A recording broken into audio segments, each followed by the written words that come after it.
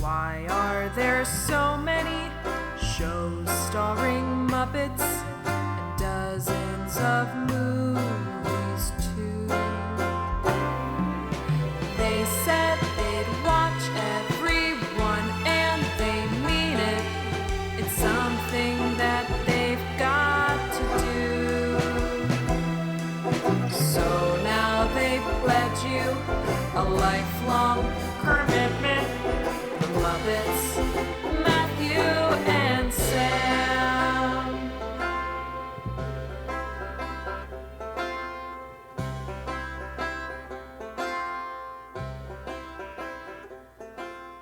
Welcome to Commitment, the podcast where two friends have vowed to watch all things Muppets. I'm Matthew Gatos. And I'm Sam Schultz.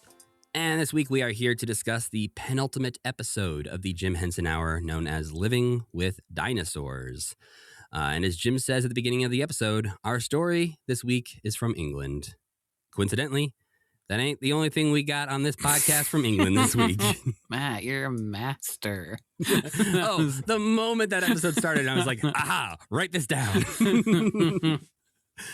We have a very special guest this week here on Commitment, a first-timer to the podcast, a man whose work we have not yet reached in our Commitment chronology, but who we have very much enjoyed outside of this podcast journey in our free time. He is a lifelong fan of puppetry. He has played everything from a pregnant cactus to a Skeksis to a very, very famous little cute dog. But, if we were ranking these, which we don't have to, but I'm going to right now, Sam and I would put at the top of this list a little guy known as Gonger from the Furchester Hotel and Sesame Street as one of our favorite Muppets of all time. Yeah. And Gonger's performer is here with us today. It is Warrick Brownlow-Pike. Hi, guys. That's very kind. That's extremely kind. And how do you know that I played a pregnant cactus? You can't hide anything from that. I'd forgotten about that. I watched a surprising amount of Oucho this week. I don't know why I thought that would be like good preparation necessarily for talking to you, to watch a cactus who didn't speak English. Yeah. I don't know what questions I thought might come up from watching that, but none, I don't think any yet. So thank you, Warrick, for being here with us today. Thanks for having me. I do love the podcast, by the way. Wild to hear you say that, but it is, thank you for listening to the podcast, and thank you for bringing Gonger into our lives. Yeah. Thanks. A small version of him is here. Oh, a cute little plush version of him is. Oh, hi, Sam. Hi, Matt. Your mouth's not moving. He's a great ventriloquist. Yeah. His mustache is pretty big, so you can't always see his mouth moving. Yeah, it is in there. Look. Yeah. His mouth's in there somewhere. He is so freaking cute. I love Gonger so much. I've shown lots of my friends. There's a supercut on YouTube of like Gonger's best freakouts, which is like when we're like doing that thing, sitting around watching YouTube, I'm like, all right, guys, you got to check this out. Here's something that will annoy you. No, it's so funny. It's so funny. I have a friend with a 3-year-old and a 6-year-old, and they love Sesame Street. And I asked the two kids if they had any questions for Gonger, and their only question was that they wanted me to tell Gonger that they love him. That's so sweet. Thank you. Yeah. And my friend, independently of anything, just not even really, we weren't having a conversation about Muppets or anything, was like, "You ever heard of Gonger? He's the best Muppet on Sesame Street." That's like, crazy. Of course I've heard of Gonger. Yeah, it was the guy with the two kids. He loves Gonger. I still find it really crazy that people think about it and like see it. Obviously, I know they see it because it's a TV show. But I find it weird that people acknowledge my part in it. Yeah, do you know what I mean? Sense. I mean, I feel like even watching so much of like Jim and Frank and stuff, they have the same feeling of like, who would pay attention to us? Like, why? Yeah, like I'm well aware of it and everything, obviously. Yeah, but it's still there's like a block in the brain that goes, nobody cares. Nobody actually cares. Not to keep like gushing about Gonger too much, but I think the thing that me and I would guess Matt respond to so much is that it feels like and has a lot like the monster foodie segments have such an energy of old Sesame Street and old Muppets where it is like chaotic and you genuinely have no idea what's going to happen. That I don't. Yeah, it's like Well, that's a it's really like an lovely old compliment. Grover Yeah, or that's like an really old, cool. and it just is so like it's so fun to watch. Completely unhinged characters running around. You need some It's crazy. agents of chaos Mhm. in the Muppets, and I think nothing against Sesame Street, but it has lost some of those agents of chaos who have calmed down through the years, like a Grover or Cookie Monster. And I think Gonger not only looks like a classic Muppet, like he feels like a puppet that could exist in the 60s. Yeah, completely. But I think the behavior is, as a character from the 60s as well. And I think it's interesting to have, a voice that is not often heard with, you're like the second British puppeteer on Sesame Street. Like, Louise Gold. After Louise Gold, which, high bar there to meet. Completely. But it is, I think Gonger there is something magic about Gonger and what he brings to that show. Well, I think there's magic in the look of him. You said he looks like a 60s Muppet. That's what drew me to him straight away. On the first day of rehearsals, they were all laid out, all the puppets were laid out on a table, like a long table. And then, all the main cast had their characters, and I didn't have a main cast character. I was going to be the guests of the hotel. So there's like every episode, there's a new guest or a couple of new guests. So I was one of those guys, like the character actor kind of thing. And then I was kind of running my eyes along all the puppets, like, nice, yeah, great. Oh, like that's an Ed Sullivan Muppet. Yeah, totally. Like just crazy-eyed, furry, gnarly. But somebody else already had taken him. So it took me like a whole season. That person didn't come back the second time around, Mac Wilson. Oh. And then I picked him up and started to develop him. At that point, he just hit a gong. All he did was hit the gong. I don't know if you've seen those shows. Yeah. And he kind of fell over. He reacted to the vibrations of the gong. So then when I took him on, I was like, can we do something? Can we get something going with him? They made him a chef. And that's how that all came to be. The voice thing was that I was like, well, I can't do a high-pitched thing. Elmo's got that covered. I can't do a gruff kind of Jim and Frank thing because Cookie's got that covered. Mm-hmm. I just looked around and was like, in the first season, everybody took all of the options of voice. So what do? I don't ever go for those like helium-y, squeaky voices. So I was like, well, nobody's doing that. I'll try that, but I'll try to gruff it up a bit. Make it like a Jim, the squeaky gimmicky thing with a Jim affectation on it, and that's what came out. And it sounds like great. I don't sound like anybody else. Good. When you look up Gonger, just broadly on the internet, so many people are like, "What is Gonger's accent? What is he Creole? Is it like what is going on?" Yeah, I don't know where that comes from. No, so originally he was what they called Monsterese, which was supposedly the language the two-headed monster speaks. I was about to say it sounds like a bit of gibberish, right? So they were like, base it on that, aim for that kind of thing. And for a while I was doing him, he did speak that language, and then I just couldn't resist. Like, I want some lines. Was it slowly like words started to creep in here and there? Sort of like the two-headed monster will occasionally just be like, "Run," and then over time it's just like, actually, he's going to say a full sentence right now. It was always written in English, and then I would translate it into Monsterese, and then slowly but surely. They were like, well, he needs to say this, to get the message across. He needs to say, because he would say something and then somebody would translate it. I suppose that takes too much time. Sometimes it's funny, but it takes too much time. And so slowly but surely bits came in. And then there were a couple episodes where you can kind of see, oh, here he is. He's taken a step up in his evolution. And then another one, which was the last one we did actually, where he leaves. He decides nobody appreciates him. He's going to leave. Yeah. And that was pretty much what he was when we got to Sesame. And then because when we went to Sesame, it was real information. The food stuff it has to be factual, how to make things. Mm-hmm. So I think by that point he mostly spoke English. It's still a bit broken. Still a bit of Monsterese in there. Yeah. When he gets real mad, he kind of starts to flip. Yeah. There's some extra syllables thrown in sometimes. Yeah. I also like the idea of like speaking so fast that you can't be understood anyway. But also at the same time, speaking so fast that people get what you mean. Even if you stumble or add in syllables or say a nonsense word in the middle, people are like, yeah, but I understood him. I still understand what he means. I always seem to be given characters and they're like, but the thing is, it doesn't speak English. I don't know. Maybe it's become my speciality.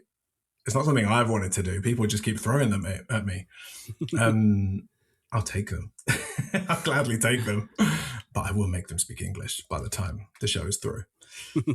I don't know what that happens. And you mentioned Grover. Grover's my favorite. Well, Grover is top tier. Come on. Yeah. Yeah. And like, I didn't go to school or anything to learn how to puppeteer or to do any of the things I do. But I feel like watching all of that content as I was growing up was the school that I needed. Mm-hmm. So when I came to Sesame, I just wanted to basically recreate the stuff that I love to watch. And that was the 70s and 80s Sesame stuff. I guess on that note, how much of a hand do you have in, like, how much do you get to make that decision of like what the content that you're working on is? Do you write it or do you?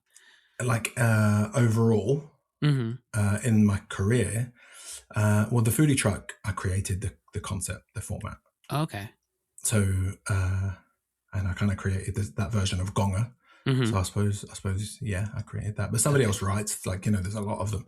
So I only wrote 2, I think, maybe 3 of the foodie truck episodes. Like the first one to set it out and then a couple more. But mostly other people write them. Okay. But you set the tone of this is initially, yeah. Cool. That's awesome. Then on my dog show, Dodge's Pup School, same again. Yeah, Dodge is a wild character, I think, for Americans to wrap our head around. Oh. Because I think Hacker and Dodge are incredibly famous, but not necessarily to Americans because we don't have the BBC. Obviously, a couple of years ago, Hacker became a meme for the world to see. We're Which just normal incredibly men. proud of. I can imagine. It's brilliant, isn't it? Somebody tried to do the maths on like how many people have seen it, and it was just so high they was like, we give up. But basically, the world has seen it 10 times over. Well, because it's also like when you even look for it on YouTube or whatever, like it's uploaded 12 different times, and each of those videos has like 1 million views, and then it's on Blue Sky and Twitter and all these places, and so that it hit people like in just the right spot that everyone was like, I have to share this immediately with everyone I know. But it's a shame to me that that's the only thing they know, because Phil Fletcher, who does Hacker, is the funniest person on the planet. He is the absolute funniest person on the planet, right? Just naturally funny bones. And we've done so much work, and that little throwaway ad lib is the thing that he's known for. And like, he's done so much fantastic stuff. And that's 6 seconds. And also that was like 2016 or something. That had been sitting on the internet and nobody cared. Yeah. Because so where that comes from is we do a thing called presentation, which is the bits between the programs. We call it the broom cupboard, CBBC broom cupboard. And that is just basically like us here. It's a person sat in a very small studio, a little puppet by their side. And it's been happening for like 45 years or something on the BBC. And that's our jobs. So the amount of content that we've been through in, I'm 18 years and Phil, I think, is 16 years doing that job. Every single day, half an hour live, afternoons for half an hour, cut up into small bits, and then pre-records for the mornings, and then pre-records for the weekends, and then, I don't know, all that kind of stuff. So there's tons of footage out there. Yeah. And it's ubiquitous, obviously, for the culture of like when you're on TV multiple times a day, every single day, like these characters become just like a part of people's lives. Yeah. Yeah. And not so much, I don't think, like you said, famous. And I suppose they are famous, but they're just kind of like part of the culture. They're just they're just there.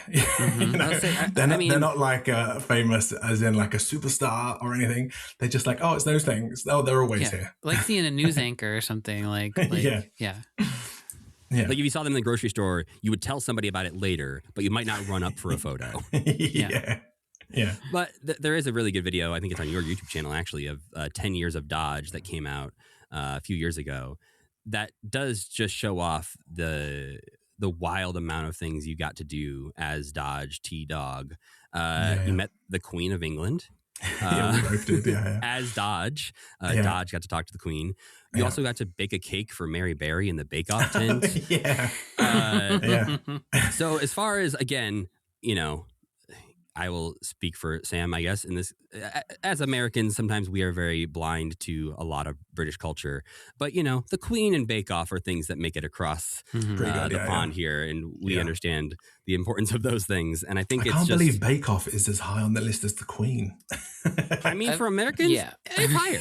Yeah, I think it Oh. is. As far as things we mean, more are people- emotionally more people- invested in. Yep. Yeah. More people engage with it for sure. Yeah. Is Dodge one of those characters, though, where, you know, you mentioned a little bit about how you don't necessarily feel like attached to the praise for Gonger. Is Dodge that way in England, where like Dodge and Hacker pretty well known, but are like you and Phil not necessarily attached to those characters? We're not known. Yeah. Yeah. Yeah, They don't do interviews with you guys on the couch holding the puppets. No, not really. Rarely. I suppose since like social media, that kind of mixes it up a bit. But we've only been recognized out on the street once. And that was after we met the Queen, because when we met the Queen, she came, we were blasé about it.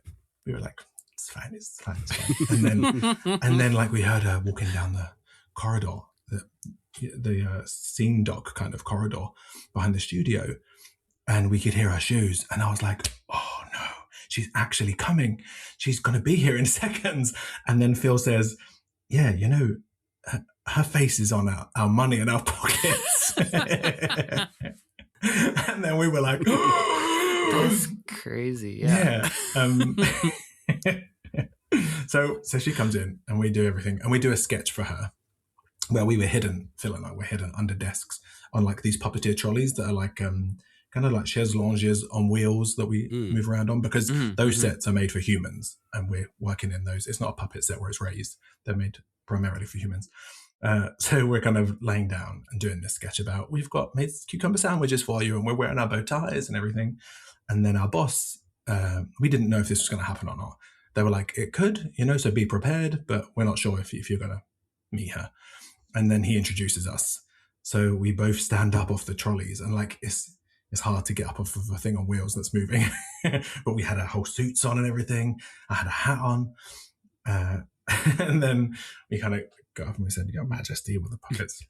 And so we went out afterwards and we didn't know that footage was being piped somewhere. I don't know, like news got it or somebody picked up the feed and they were putting it out all over the place, where ordinarily we wouldn't have that kind of thing put out, you know, especially not like we might do this if we have to, but we wouldn't have us like getting up with the puppet on awkwardly, you know, adjusting ourselves.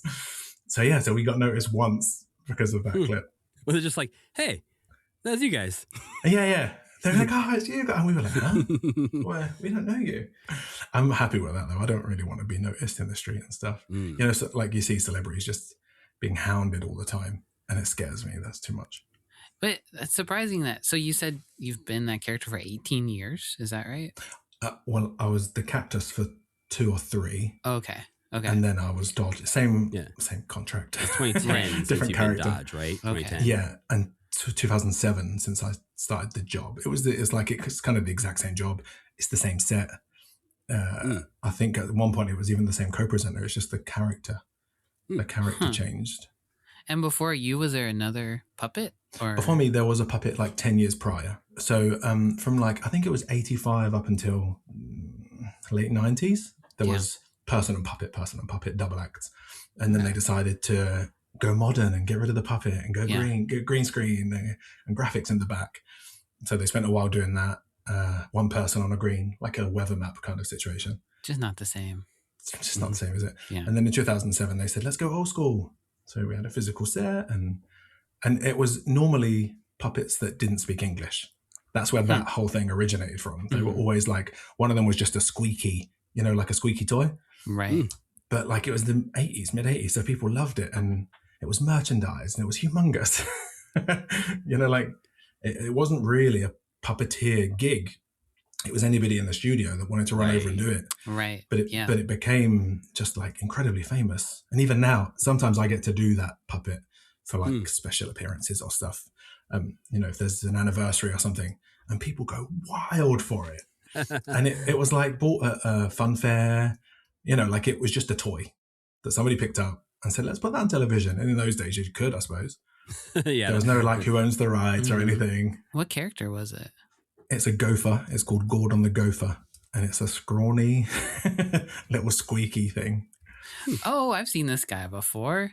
I feel like I think we have watched we watched a clip of The Weakest Link from England that was all puppets. And I'm pretty sure he was one of the puppets. Probably, because we were looking at all of them being like, what the hell? Who are these people? Who are these guys? Yeah. Yeah, but he looks very familiar. He is extremely cute. Well, they wouldn't let me do that Weakest Link because they said the cactus doesn't speak English. So if he was on there, he doesn't even speak. He squeaks. He might have been like in a team with somebody else or something, but he definitely, We've also, there's been a couple different things that we've seen where there'll just be a collection of, random puppets from England that were like, we don't know any of these guys. Just loads of ugly puppets.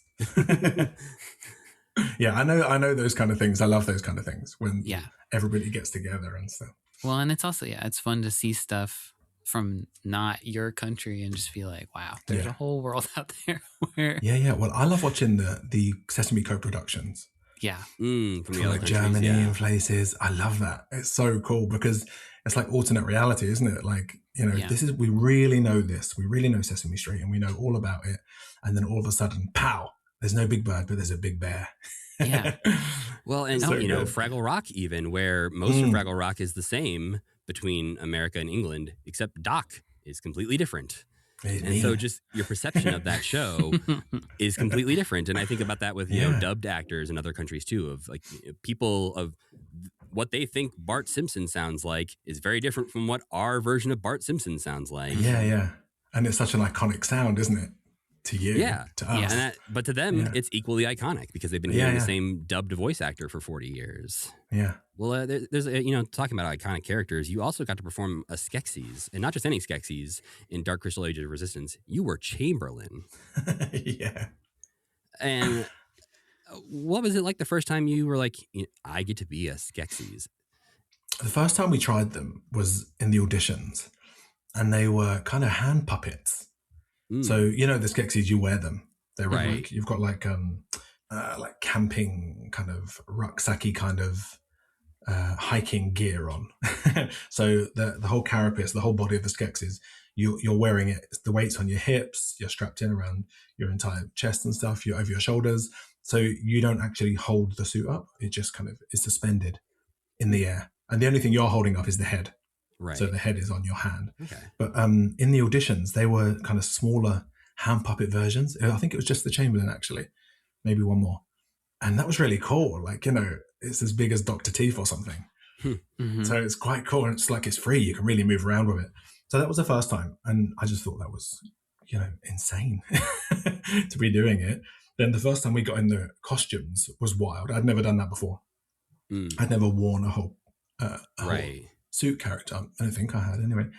And there's the animatronics, there's like you're plugged into things, there's wireless in your backpack, and there's servos in the head and everything. There's lots of people involved in it.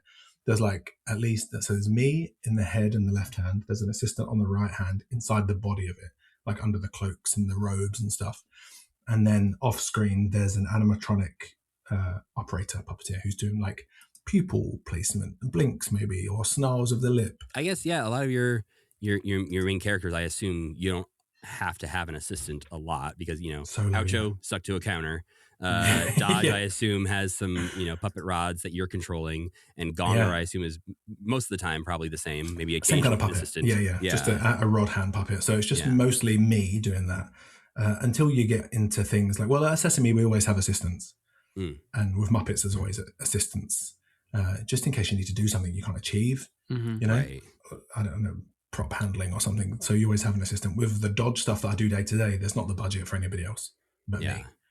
You know, there's that they wouldn't ever consider having an assistant puppeteer. And then when we get onto the, they would just be like, but then when you get onto the series, like Dodge's Pup School, we have assistants and people to help do all the nice fancy stuff. But yeah, so it's cool to work in a team like that and to get it down so that everybody knows what's, you don't have to tell people eventually. You know, I know like they say this in all the documentaries and you're like, yeah, sure. But it's true, actually. After a while, you just know, everybody just kind of flows and has the same rhythm and stuff.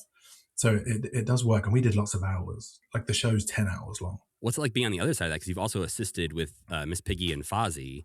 What's it like being on the other side of that? If you're the assistant trying to match Eric Jacobson's energy? I find being the assistant more nerve-wracking than doing the characters. That makes sense. Because you're so desperate not to mess up for them. Like they're putting all this effort in and you really don't want to be the reason they have to do it again. Especially with live hand puppets like Fozzie, who has glove hands. Yeah. I'm just like, oh, please, come on, just let me do it right. What's the trick to being the other hand? Is there like I don't know. You do get into it. Some people like hold on to the lead puppet. So the lead puppeteer's got their right hand mostly in the air, and their left hand is in the hand of the thing. And then your job is only to do the right hand of the puppet. Mm.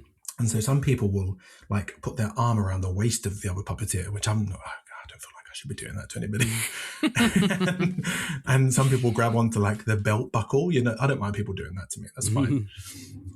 So I've seen some people like squeezing the lead puppeteer, and I would just think, well, it did happen to me once. But I look at them and say, I wouldn't want somebody like grabbing up my belly and grabbing my hips.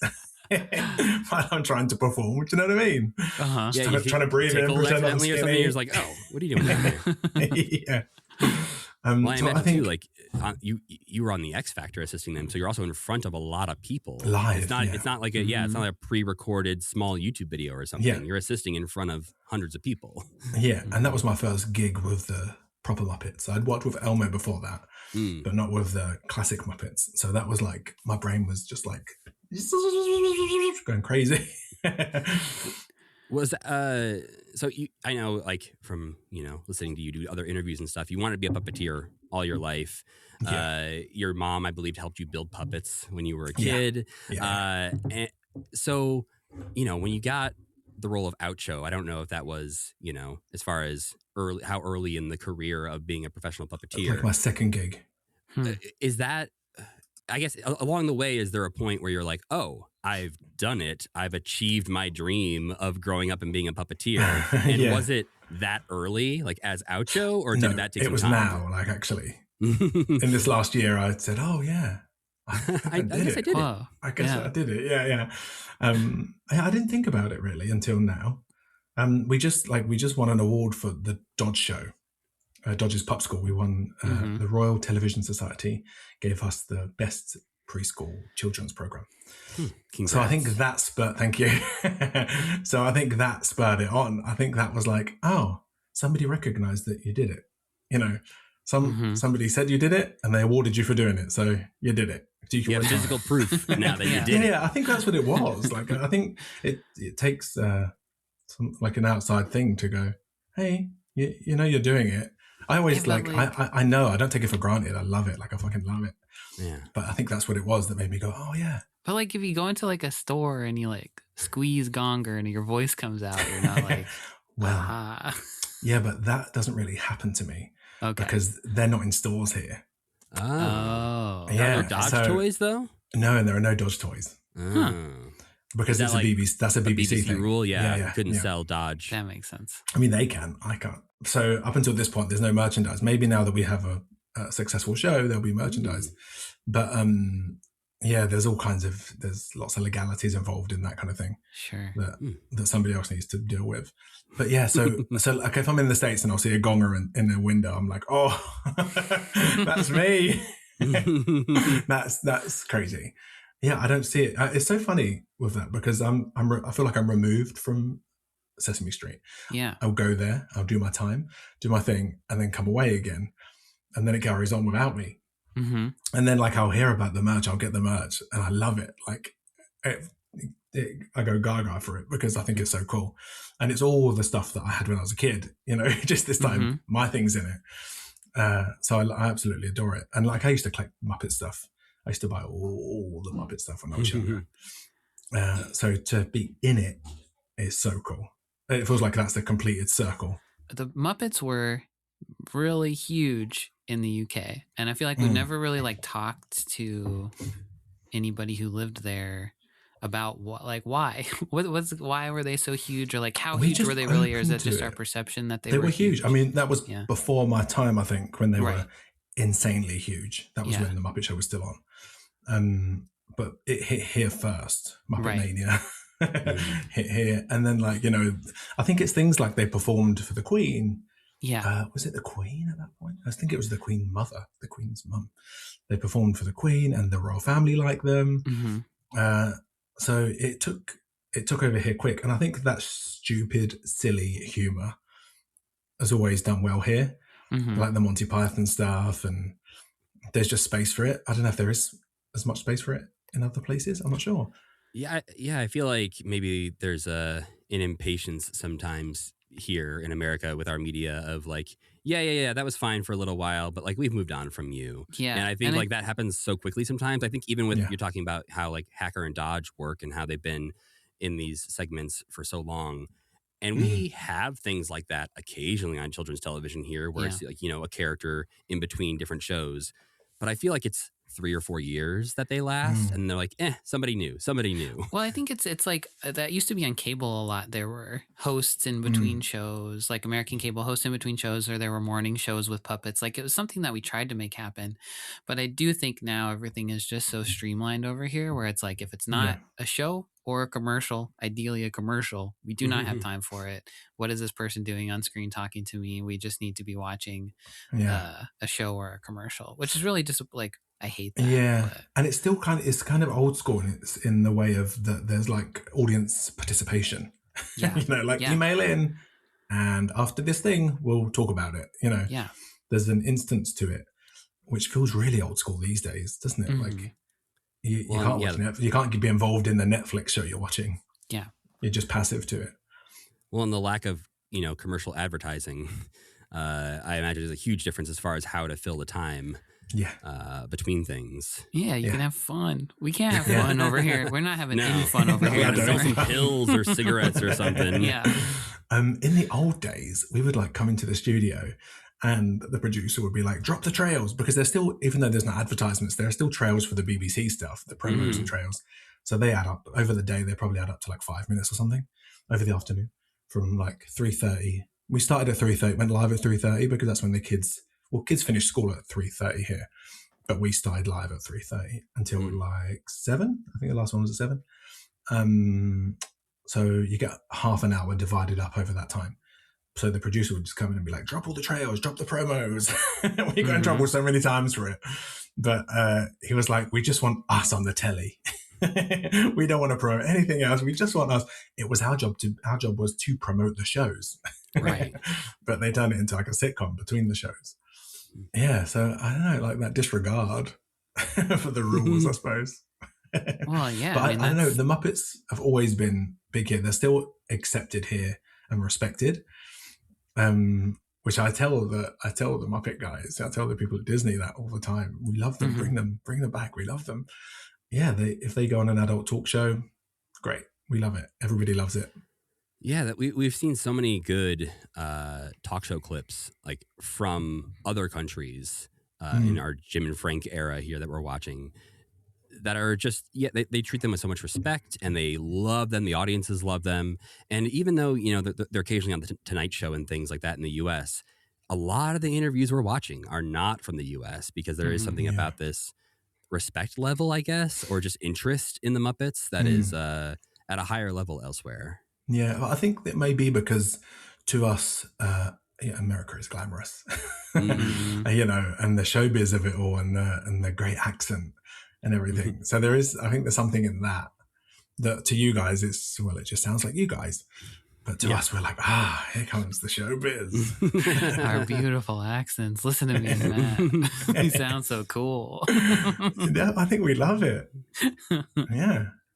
So I think there's a mistake, like there's a power in it that we fall for it. It's been fascinating to me as we've gone through this that I can't not think about the use of the word Muppet and how it is different in the UK and how it is used as a put down for somebody who is an idiot. We it's might not just say like put down. No, but it's like friendly one. Yeah, you Muppet. Yeah. Which what? I imagine, why are you being such a Muppet? Just get on with it. It seems almost insulting to Muppets, but it's used by people, I think, so casually who they're not picturing a Kermit or a That's what Fozzie I'm when they're wondering too. saying Yeah, it. are they It's just thinking become about a term. Muppets? Yeah. Well, I always picture a Muppet when Mhm. somebody's called a Muppet. And whenever I've been called it, I'm like, great. Thank you. Yeah. In school, someone's like, "You because Muppet," and you're like, it doesn't work "Thank on you." me. Yeah. I'm I like- am a Muppet. I'm Actually, like, I'm a well, whole Muppet wiki actually, page. Yeah. I just pull this out. Let's talk about which Muppet I am in detail. Yeah. Then they just run. Yeah. Um, This is not what I wanted yeah. from this exchange. I wanted you to be sad. Yeah. I don't know when it started, when people started calling people Muppets, but it's used all the time. And it's just like calling someone an idiot. Yeah. But also not an idiot, not stupid. Don't be silly, I suppose. Yeah. It's like Rather than sometimes like I an feel like, idiot. at least here, we can, amongst friends or loved ones, sometimes people will use the word idiot in a, joking way where you're like, you're such an idiot. You And like dummy. people will understand that you're joking in the moment. But I feel like it has a lighthearted, but a little bit of a, come on, you Muppet. Like, It does kind of, it feels like we, like American people, can't actually understand what it means. Like it means Right, yeah. something that is very specific to your experience. That's just like, there's a special kind of like silly dumbass that we will never understand what that is. And I think there's lots of like, we have lots of humor. I don't know why, but like, I think the British people would just deal with bad things with humor. Yeah.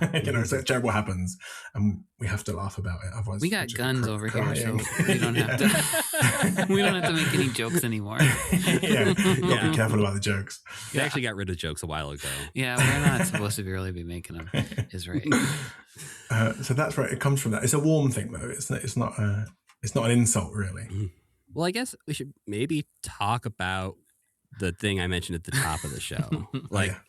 Obviously, talking to you is much more entertaining, spoiler alert, than watching the thing that we watched this I have week. so many questions. Yeah, but you're right. Well, we can pepper them in or see how much time we have at the end here. Okay. But you can ask them. We can just cut them out. Well, the one, before we move on, I just want to know how... This better be great. It's not going to be amazing, but I just do. Right. Oh, I have two. Actually, I have two. Dude, here we go. One is important to me. The first one is, I'm just curious, how much time do you spend working on Sesame Street, like every year? Or how often are you? The last year I didn't.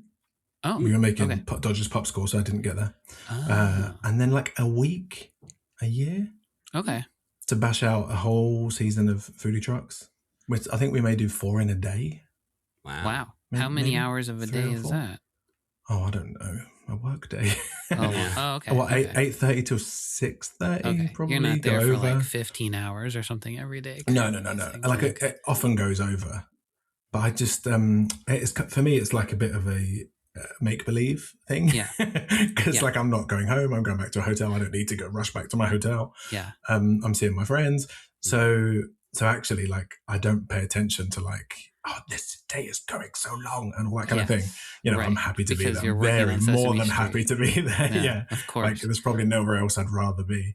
What's the I guess maybe the more usual Dodge schedule, not like Dodge's Pup School, but like any normal like filming for BBC stuff? These days they're like 10 till 6 or something. How often? Is it every day? Up until this year, it was not every day, but it ends up being like something happens every day. Like we started off in the studio 250 days a year or something, and then it's probably like 100 days maybe or something. Yeah, and then this Dodge show is like 40 days. Oh no, not 40 days, 70 days. 30 and 70 days. 30 episodes in 70 days. Yeah, it sounds way more stressful when you say that. Yeah. It is stressful. Essentially, like, every 2 days you have to be done with an episode. It sounds like a real 2 days job when you say it like that. Yeah. And it is stressful, but like I'm in my element there. Like I'm a producer on that show too, because I created that one too. And like all the puppeteers are great. And, like you can throw things at people and, they're going to just, in the best way, make a meal of it. Mm-hmm. Like everybody's doing such good stuff. And that's why, like you said about like making it kind of thing, like doing the thing that I wanted to do, that also like just doing that show made me think, oh yeah, you did it, because I wanted to work on a big puppet show. ideally I wanted it to be my big puppet show. You know, if we go through the bucket list of things, I wanted to be the one who designed the characters. I tick that one off. I wanted to be the one who came up with the stuff, write some of them. So that's also why I was like, oh yeah, I did it, because with that show I really did it. Yeah. Okay. So my other question, I hope this isn't too presumptive of me, but you seem like a soft-spoken guy. As a soft-spoken guy myself, is it really fun to scream and freak out as Gonger? Yes. Is that something you do in your normal, or are you like pretty quiet except in your Gonger? Yeah. No, my wife's always like, what? Huh? Speak up. Stop mumbling. And I think my voice is deep. I don't know if it is, but people tell me it's deep, so they can't hear me properly. And then when I'm doing the characters, I project. Like, I don't need a microphone. I project. And I especially like it actually at Sesame, because Cookie's loud, but it feels like people aren't that loud. So I like to know that in person, it feels like they're not being that loud. Yeah. But I like to know that everybody in that entire studio can hear me. And I think, like, because it doesn't come across as too loud, or maybe it does. Maybe it's really annoying on the telly. I don't think it comes across as... No, it's perfect. Gonger's perfect. Nothing needs to change with Gonger. Yeah, I think we in also reality, fell in love. It's very loud. We fell in love with Gonger through your videos with Joe Hennis. Yeah, those are very funny too. Those are just fantastic. Yeah, there's more, I think, but he's going to put them at some point. Yeah, I think you did mention there were more. Yeah, I also just want to say I think you bring out the best in Cookie Monster as well. I feel like thanks. I love Cookie Monster. It is interesting to make Cookie Monster like almost the straight man in a comedy duo. Which I know, yeah. So many people have said that. He is so much, he'll eat a Christmas tree. He'll eat half a house. He is also an agent of chaos. So for Cookie Monster to have to be the one to be like, hey, Gonger, calm down. Yeah, it's great. How did I one up him? I don't know. Yeah, you found a whole other level above Cookie Monster. But that's the best. That's the funniest thing, is that his apologies are so like such a stab in the heart of Gonger, because he's just like, this is all your fault. You can't apologize to me. Like, just why? Like, why? Why are you doing this to me? Yeah. Just the fact that on a children's show you get to scream, why but you would be that. That's true. Don't you think that's how you would react? Like, why? Yes. Just why are you doing this? I think that's the thing of that. Think about it. Yeah. We're not that far off in age. And I think there is something like people our age love Gonger because he has those moments that you're like, oh, that's it's true. Well, he has to go to that I feel. He has to go to work, and his work part and his workmate is very annoying. It's insatiable. Yeah. That all came around organically, really, because, like I said, when we came to the second season of the Furchester, he didn't have that much of a role other than being the chef, and Cookie was also like around the kitchen all the time. So me and David would come and go. He was busy like on other projects, so he'd come in and then we would just like bounce off each other well. Yeah, it's fantastic. David Rodman's fantastic, my hero, and we would just bounce off each other and say, "Oh yeah, that's funny, isn't it?" And other people would like, "Oh yeah, that's like that stuff that nobody's paying attention to in the back is funny." Yeah.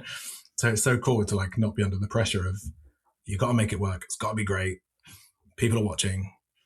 It just came about organically, and probably like trying to one up each other with the silly and the nonsense is how that relationship grew between them.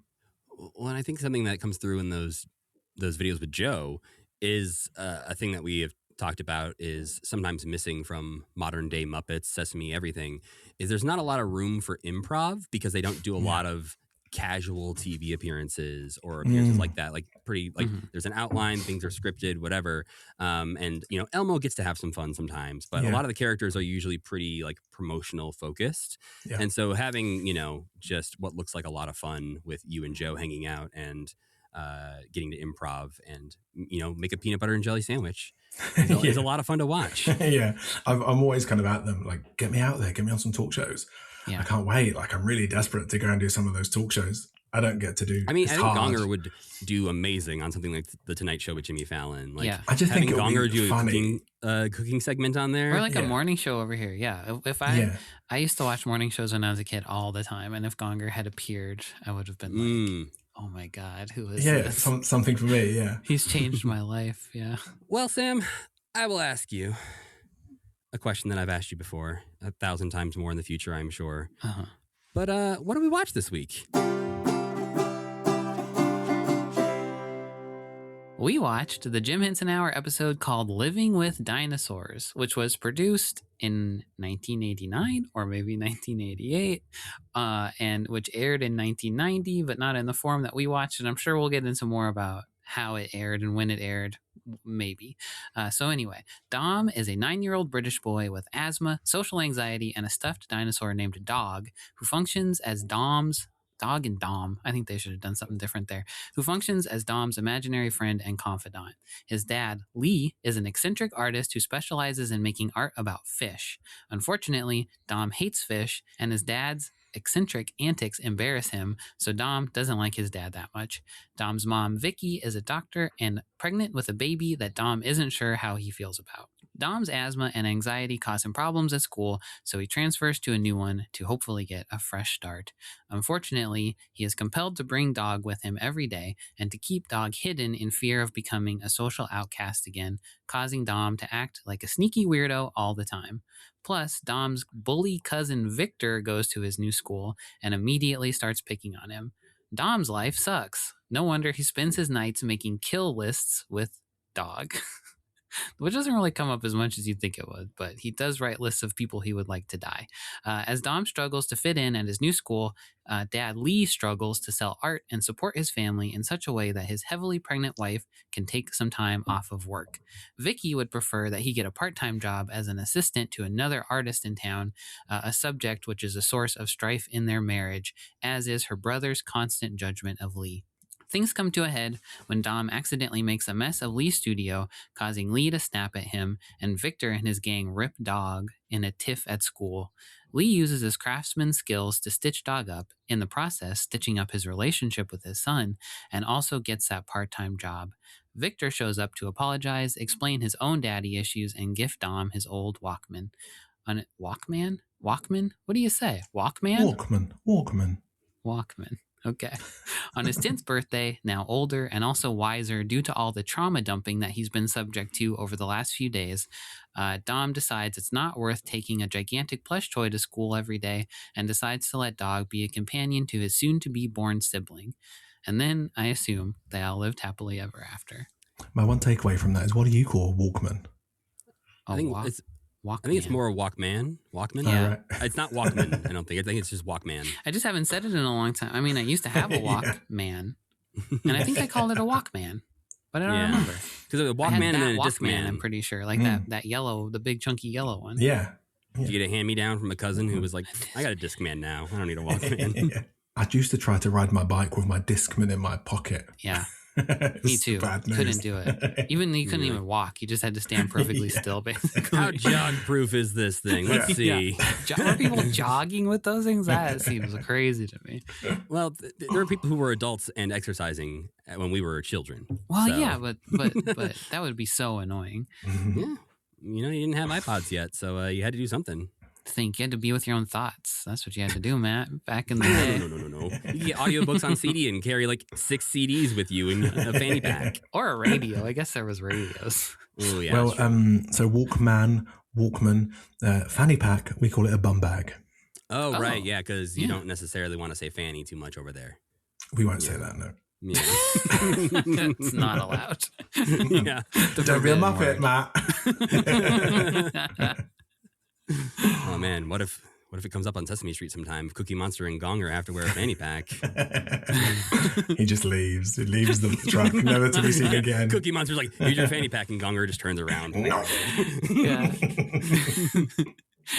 Well, thank you, Sam, for making that sound way more coherent of a story that had a lesson and beats that were understandable and felt like there was a flow to it, because that's not the experience I had of watching this. Now, wait a minute. I think it was a tone piece more than anything. I mean, it was not about it was about nothing. And it was really hard to write that because there's about 30 minutes in the middle where it's just like, what did happen? I watched it twice and I still don't remember what happened. That thank you was genuine because there were parts of it that I was like, I guess that's what happened. But I do think there were nice moments, and I think it was subtle in a way that kind of worked for me, but not entirely. Yeah, I think it's typical of that time. Mm-hmm. in the UK. I think we get lots of that stuff. Yeah. Actually, it wasn't that different from Monster Maker that we watched, a few weeks ago. There was definitely somebody has some dad issues going on, I would say, who's working on these, because both of these involve the idea of killing your dad potentially. But or does everybody in the UK have dad issues? Could that be? Maybe. I don't think I do. I'll think about it. Yeah. Well, it's just it doesn't feel like, I don't know. I'm glad to hear you both say this, because I was watching it going, did I miss something? Did I just not understand this? Because I didn't feel like there was any very clear lessons learned. I didn't feel like there was any, big inciting incidents that needed to be resolved. It all felt a little bit like just a couple of days in the life of this family. It's interesting that it's an original piece, whereas Monster Maker is based on the book. Which but I read. I think, Matt, you said that it's not. I have not read it, but I do have it here. Oh, there it is. That's a beautiful copy. I read it on a Kindle. No, I will say there's about 70% of the story of Monster Maker is the same in that book, but the 30% that's different is wildly different. So I think it's a fun read, though. Like, you can tell it's for a younger audience, but it's a quick read. Yeah. I'm interested, Warrick, in what you were saying about that there's a lot of stuff like this at the time, because I do feel like even as when I was a kid in the 90s in the US, sometimes you'd watch a British thing or some US things and just be like that was like an emotional experience, but I'm not sure what the story was. I'm not sure. It's like an emotional experience. Yeah, I think there was lots of that stuff going on, and like not very fun. Sophisticated. So it's kind of too arty for the kids. My relationship with it is I saw it when I was a kid, and I don't think you said it was 1990 that it aired on Channel 4. Well, so it's a little confusing. So according to Muppet Wiki, it says this special originally aired on Channel 4 in the UK on December 30th, 1990. It then says that after airing in the UK, the special was reformatted to become an episode of the Jim Henson Hour for NBC in the US. However, the series was canceled before the reformatted version aired. But if that's true, it just can't be, is what I'm going to say. Because the series of Jim Henson Hour was canceled by NBC in like the spring of 1989. So if it didn't air in the UK until 1990, and this is saying that after the airing, they decided to cut it into a Jim Henson Hour, that timeline doesn't line up. I read that it was scheduled to air August 13th, 1989 as part of that Henson Hour run. That makes more sense, because they were just burning off the episodes that they had. So the series aired. would be cut. The series would be locked and cut of Jim Henson Hour. It just doesn't make it to air, right? Right, and that's what they didn't air the last 3 episodes. They burned off a few of them, and then Secrets of the Muppets, Living with Dinosaurs, and Food, they just left to either be broadcast later on different channels as different specials, or to just never be seen. In the case of the actual Jim Henson Hour version of Living with Dinosaurs, and I believe Food as well, just never aired anywhere and survive now thanks to Muppet fans with tapes trading them, I guess. Yeah, I think I have a sneaky suspicion that this was commissioned as a standalone special, a one-off, by TVS, which is a UK production company, I suppose. I think that's TV South, which is like a regional, like a local channel, I suppose, Like a public access, probably. Yeah, and they were the people, I think, who did the UK Fravels. And I think Storyteller too. I should have looked into that. So I think they probably said, we're on a roll here. Fravels has been great. Storyteller's great. Storyteller did well here. So let's make a one-off special. And probably, I think that's how they made it. Jim's Red Book says in 88, he was looking at a rough cut of it. So they would have been shooting it like 87, 88, right? Yeah. I don't know. I feel like they did this and then went, let's just put it into the series. But do you feel like you watched it earlier than 1990? No, not earlier. I would have been 5 in 1990. Okay. But I remember watching it on Channel 4. I remember both of those, Monster Maker and Living with Dinosaurs, as standalones. Right. Okay. And so my relationship with them actually is so I watched the Muppet movie in a cinema a while ago, and all the people laughed at the jokes. And I was like, oh, that's a joke. I forgot. Like, you know, I was Mhm. so young when I first saw it, and I've seen it so many times. I'm just watching a series of colors. Like, I'm not really Mhm. taking it in and understanding the jokes or the dialogue. So I feel like that with these things where I watch them and I'm like, yeah, I kind of passively, nostalgically enjoy this. I don't really know what's happening. Yeah. Well, you know, at least according to Muppet Wiki, it says that as far as known, no Jim Henson Hour episodes aired in the UK. So I'm curious what your familiarity is with the Jim Henson Hour. Like, how much of it have you seen now at this point? Have you seen all of it? Have you seen some of it? Yeah. Is it a thing that I you kind enjoy? of obsessively watch it. Okay. I watch it probably twice a year, the whole thing. What? Wow. Two Why? times All a 13 year. episodes? Yeah. Why? I love it. I think when I was younger, I saw it in books and stuff. And it was always like, well, what on earth is it? You know, Yeah. like one of those things. What is this? And then I think you guys don't like Digit, but I love Digit. Sam doesn't like Digit at all. I'm warming up. I'm warming up to him a little bit, but I love him. I wish he would have stuck around. I think he's a good addition. Visually, I love him too. I know what you guys say about those latex face puppets. Yeah. And I feel the same way. Some of them are weird. Most of them are weird. I think Digit falls outside of that. I think Sam has said before, like, if Digit was the only one like that, and it was sort of, that was kind of his thing, is he looks different, he acts different, he is a different kind of puppet, I think it would gel better with the rest of the cast.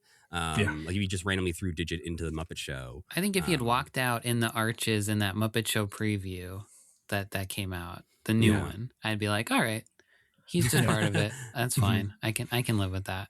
But I think I picture Crasher, was that his name? I just picture all those gross inner tube guys when I think of him. I'm like, he can't. Yeah, well, they were wonder- also like metallic and stuff, and quite extreme. They were extreme in their features, big chins and strong brows and stuff. Yeah, there's one of the band members who has like a half metal face or something. I don't know if it's supposed to be like makeup or actual metal, and he has this very strong jaw, and like it's like it's too defined and too human.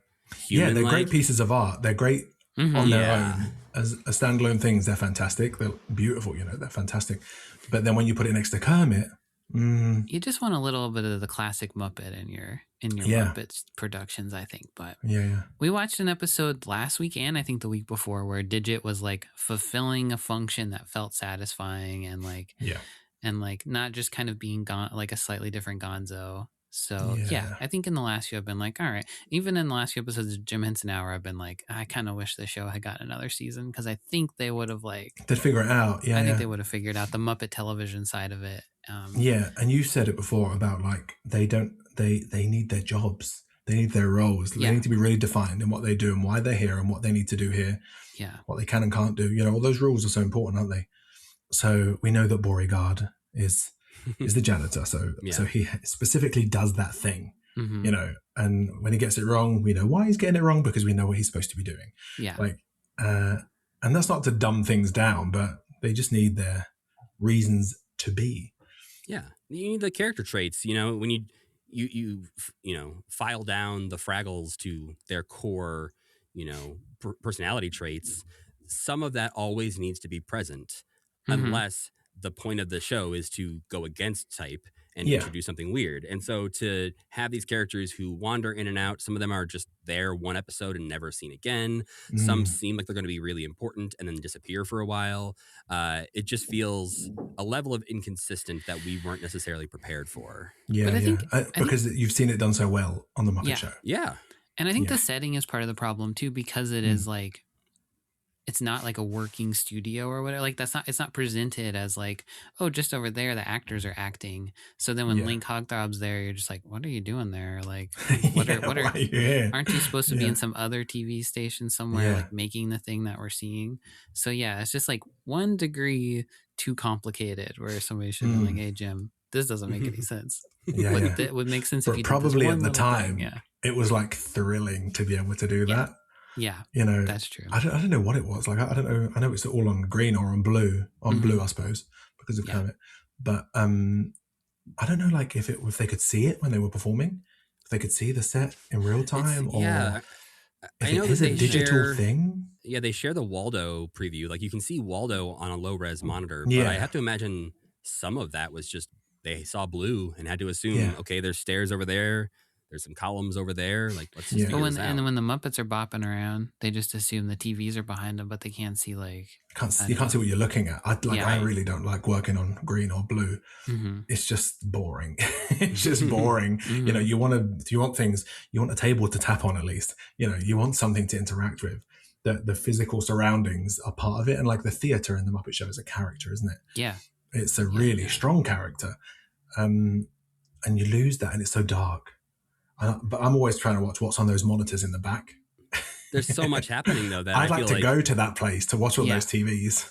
There's also sometimes though where you're like, that looks more interesting than what you decided to show me, Kermit. Right. Like whatever Sam Eagle's talking about might be more interesting than Bootsy and Brad right now. Yeah. Yeah. I think they tried to make it into a space that was like the Muppet Show backstage, because occasionally, I don't know how good the copies are that you're watching, but if you watch something that's like semi-sharp, you can see people crossing in the far background. Oh, have you seen that? I've never noticed that. I've never. You can see like Vicky's like way back there. She's like up here, halfway up the frame, and she's walking back and forwards, and she's looking over and stuff. And so I think they were trying to do that. I suppose that was put in post because that's hard to do in real time. Yeah, the layering of that would be annoying. Yeah, if you're trying to do that live, you need like a blue wall to like separate the two of them or something. Yeah. Or maybe there is a blue wall. Yeah. But so they were trying to make it feel like it is a space with depth, you know, and you can walk around the monitors and stuff. I just monitor on top of monitor on top of monitor. It doesn't really work, does it? So when you do your rewatches of this show, what are like your standout moments of the Jim Henson Hour? Let's see. Well, I like Monster Maker. Okay. I like it because it's like a little British kid going to the creature shop. Yeah, that happened to me. So I'm like, it feels like that you watch that as a kid and you're just like, okay, how do I live this life? How do I make this happen? And you visited the creature shop as a child? When I was like 10. Whoa, okay. Yeah. So they wrote this about you after they met you. Yeah. Before he was born, they wrote this about him. Yeah, they knew it was coming. That's the force. They could feel the power coming. I used to write letters every week. Such a strong connection. You sent it back in time. They're like, we must make this boy's story. My mum was like, watch out, something's coming, guys. I wrote letters every week, and they'd be like, we don't do tours. And then I think they probably said, okay, stop sending letters. We will give you a tour. Stop writing to us.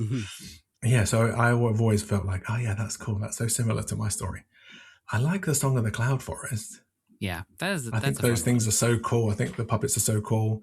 Anything Dave Goelz does, like, I'm there for it. He's the best. What else now? Secrets of the Muppets. It's great. That show here. One. That showed here because in the 90s on Nickelodeon, on the weekends they would show the Muppet Show. Yeah. And then when they ran out of the Muppet Show, they would show other stuff that they'd bought, like Emmett Otter and stuff like that, Secrets of the Muppets. And then they would go back into the Muppet Show. So we would catch things like that. Do you think that Jojo the dog impressed upon you that dog puppets, semi-realistic dog puppets, were really cool, and then it all went from there? I don't think so. Yeah, we don't have Jojo to thank for Dodge, is what you're saying. Yeah, but that scene where you've not watched it yet, Secrets of the Muppets. No, we watched it last week. We have. It hasn't come out yet. You did? Right, okay. That scene where all the dogs are together is so cool. Yes. I love that. Yeah. Muppet dogs. Oof, I love Muppet dogs. Yeah. And the Dodgers dog school dogs are just like the best. Those are such they could fit dog in with puppets. those guys, couldn't they? Yeah, totally.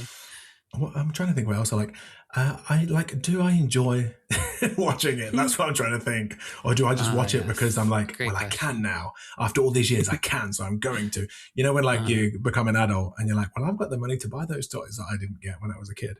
Yes. So maybe it's just that. Yeah. Maybe it's just like as somebody with a CRT TV and a PlayStation and an N64 and all those things behind him right now that I play maybe once every 6 months. I have them because I can. Because you can, because you wanted them so badly when you're a kid. Yeah. So maybe that's why I watch it.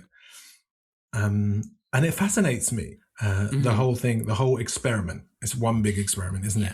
It's almost like pitching It's like, I've got this, I've got one of these, I've got a drama about a kid who does this, I've got a thing about the rainforest and these frogs, I've got a thing about this. I think all of them, Pixar, when Pixar do the shorts, Pixar shorts, and like they are often development for the next movie. Like, we need to work on how we do water or clouds, or I feel like this show is that. They're just developing all these things, and with more time and money, probably they could each be a really big, cool thing. It's like these pitch tapes. Yeah, well, and I think we've seen that Emmett Otter was used as a sort of test for the Muppet movie. Like, they wanted to try out different marionette techniques and different things of having Muppets in a larger setting to try out some technology for that. And I think that makes a lot of sense. And obviously they didn't have the time to try out and see where they could go with this. But I think Waldo is one of those good examples of making that jump from this to Muppet Vision, shows that they learned lessons of, here's how to use this. And then obviously now they've done so many different versions of digital puppets for different shows, the Jim Henson Company, that same technology that came from Waldo carries on today with like Sid the Science Kid and shows like that. Yeah. Yeah, I suppose I watch it because I'm fascinated by it. That is the thing. I think, like, obviously we have to fill, we're talking about it on a podcast. Our opinions are going to come out maybe stronger than if, like, I wasn't talking about it on a podcast sometimes. But I never dread watching the next episode of the Jim Henson Hour, as I do with some shows. Either. Yeah. Totally. So I feel like with this, I'm always excited to see what is next, what they've done, because they are always surprising and different. Wildly different. And I think me and you react really like pretty well to the specials and the weird, and Lighthouse Island was fun in its own way. I do think the part that is like starting to come into focus more, but I do dread a little bit, is Muppet television, because it's just kind of like a diminished. Well, it's like what you're saying, where it's like he gets to do what he's always wanted to do, except there's this like obvious like the suit said, but you have to do this too. You have to make the Muppet like, show. Yeah, it's like tempered by that. I guess I have to. But also, that's what people want, isn't it? I suppose, like from Dark Crystal and Labyrinth, the initial reaction to those movies, and we know that people want the Muppet Show. They want the classic Muppets, right? At that period in time when he's like, but I've learned how to do all this other great stuff. And there's so many cool toys at my fingertips. Yeah, but then he can find like a balance. Like with Fraggle Rock is like in between those two things. Like it is what. It's the Muppets plus the things he wanted to do with world building and stuff like that. So, I suppose these are when he did Timepiece, they're probably more, these Monster Makers and Living with Dinosaurs and Lighthouse Island are probably more in line with that, aren't they? Than any Fraggle thing. The Cube as a second half of a Jim Henson Hour wouldn't be that out of place. Yeah, exactly. Yeah. Yeah, that's the thing. I feel like what you're saying about pitching, it does feel like every week is a new, what do you think of this? Like, does this work? Do you like this? And I know, we've talked about Jim's original idea for this show was that every week would be sort of a completely different thing. Sometimes it would be behind the scenes. Sometimes it would be a short film like this. Sometimes it would be a sweet Emmett Otter-like story. And so I think he wanted to try out new things and have this sort of, experimental feel every single month to what he was putting out. And it just did get a little tempered by the what if it was more like the Muppet Show? And so having to mash those two ideas together just gets a little messy sometimes. They really are extremely, the Muppet Show stuff versus the creature stuff is very different, isn't it? Yeah. Oh yeah. I think I've not seen much of the World of Disney when Walt hosted, but were those ideas as vastly different? I think there are some. I think, because I think a lot of these things, you see the best ones highlighted years later. I think if you were going to go back and watch every episode of all of those, there would definitely be some very weird short films and animation segments that you're like, I don't think anyone remembers that this one exists. But then also I think they were a little bit more like, Walt Disney was less afraid to be like, here's a rerun of something we made 1 million years ago. You like this? Yeah, It's you also filthy animals, TV. take this. Yeah. TV in the 50s versus TV in the late Yeah. 80s is a very different landscape. And Yeah. so Jim's competing with cable, with Fox, with all these Yeah. other things that I understand NBC going like, this is not the time for this, And Jim. he also had his own huge amusement park where he could go be like, oh, let's just take some footage of Pirates of the Caribbean getting built or something like that. So Yeah. he just had more infinite amounts of wealth probably behind it. too. Right. There was always work going on in the Walt Disney Company that he could Yeah. talk about, whereas the work with the Muppets was not as constant or as, he wasn't doing a theme park as well as 3 movies, as well as another theme park on the other side of the country and all these things. Yeah. But it probably sucked. It probably was worse than Jim Henson Hour. Yeah, I think there's a reason that there's only like 4 episodes of that show on Disney Plus. They haven't uploaded nobody every cares. episode of Walt Disney's Disneyland, so I think they are selective with what they share. Mm-hmm. So the version you guys watched, is it the Jim Henson Hour version or just the standalone special? So I kind of watched both. So on Tubi, the full longer cut is available, the 53-minute version. I watched that and then skimmed through the Jim Henson Hour version, one to watch Jim's intro and outro, and then also to see what was different about it. And I only watched the Jim Henson Hour one. So what's added? What's cut out of the Jim Henson one? Most of it is not anything that changes the story too much. There are a few scenes that I feel like explain a little bit of backstory, or at least add to backstory where you'd be confused if you hadn't seen them. Which version did you watch, Warrick? The Jim Henson Hour one. Okay. So one of the early scenes I think that is really helpful is when they're first going to school, first day of school, there's a moment where Dom and his dad are going to the bus stop to wait for the bus, but the bus stop is right next to a fish shop. And Dom freaks out and is like, we have to take a different bus. We can't stand here. Like, they show close-ups of the fish. It's like the Fish Heads music video. But they just like show fish in a very scary way where they're like, this kid hates fish. And without that scene, the first mention you have of fish in this is his kill list, where he says, the man at the fish shop and anyone who works at fish shops and all fish. And you're like, okay, this guy has a weird thing with fish. Yeah. But there's also some extra scenes with the parents, or they're a little bit extended. Like, there's an extra scene after his first day of school where his dad is trying to bond with him. And Dom's like, hey, can I have some money to buy a TV for my room? And if I eat supper, can I get a computer and a VCR? Oh, and a video. He says video. He says video, yeah. Which at first I thought he just meant like a tape. And I was like, oh, he means VCR. The whole machine. Yeah. And then there's also a moment where after that breakfast scene where they talk about his dad's going to go try to sell some art today, we see his dad's car drive off. And then there's a brief moment where Dog is talking to Dom and says, you should have gone with your dad. And he's like, I'm looking after my mom. And then it cuts to the part where he brings his mom the food in bed. So there's just some small moments like that don't add a ton, aside from the fish thing, which I think seems important. I think, Sam, you did a great job of summarizing this special. You obviously had many sentences and paragraphs, which does it a service, because I think every summary I've looked up of this across IMDb and various streaming services, I get what they're trying to do, but none of them feel accurate. The most common one I saw was, a socially awkward boy deals with his fears about his unemployed artist father and his pregnant mother with the help of his favorite stuffed dinosaur. Sure. I mean, that's what it is. Is it, though? Because mostly him and his dinosaur friend are making a kill list of people they want to kill and how. Or which is a no-no. Yeah, don't do that. Don't. This is actually a Death Note prequel. But he also is a jerk to his dinosaur friend. Yeah, he and his dinosaur don't get along that well. Which I think, okay, so here's what it's a struggle, isn't it? Mm-hmm. Yeah. It's also called Living with Dinosaurs, which is a wild title for this thing. That's a bad name for it. There's only one dinosaur in it. So call it at least Living with Dinosaur, please. With a dinosaur.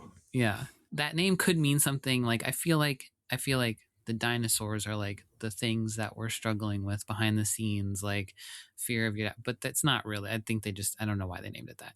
But I liked that I didn't get to see more of the fish stuff, because I liked the kind of like, I think it felt like being a kid and not understanding anything and being like weird and freaked out by everything, and just like having these like brief impressions of the world in like in an interesting way to me, like not totally understanding what your dad does, not understanding why you're afraid of fish because you have asthma and you see them gasping and it makes you feel like them, like, and then talking to your imaginary friend but also being like, why am I talking to my imaginary friend, or like these voices in my head are like starting to tell me more complicated stuff that I don't understand.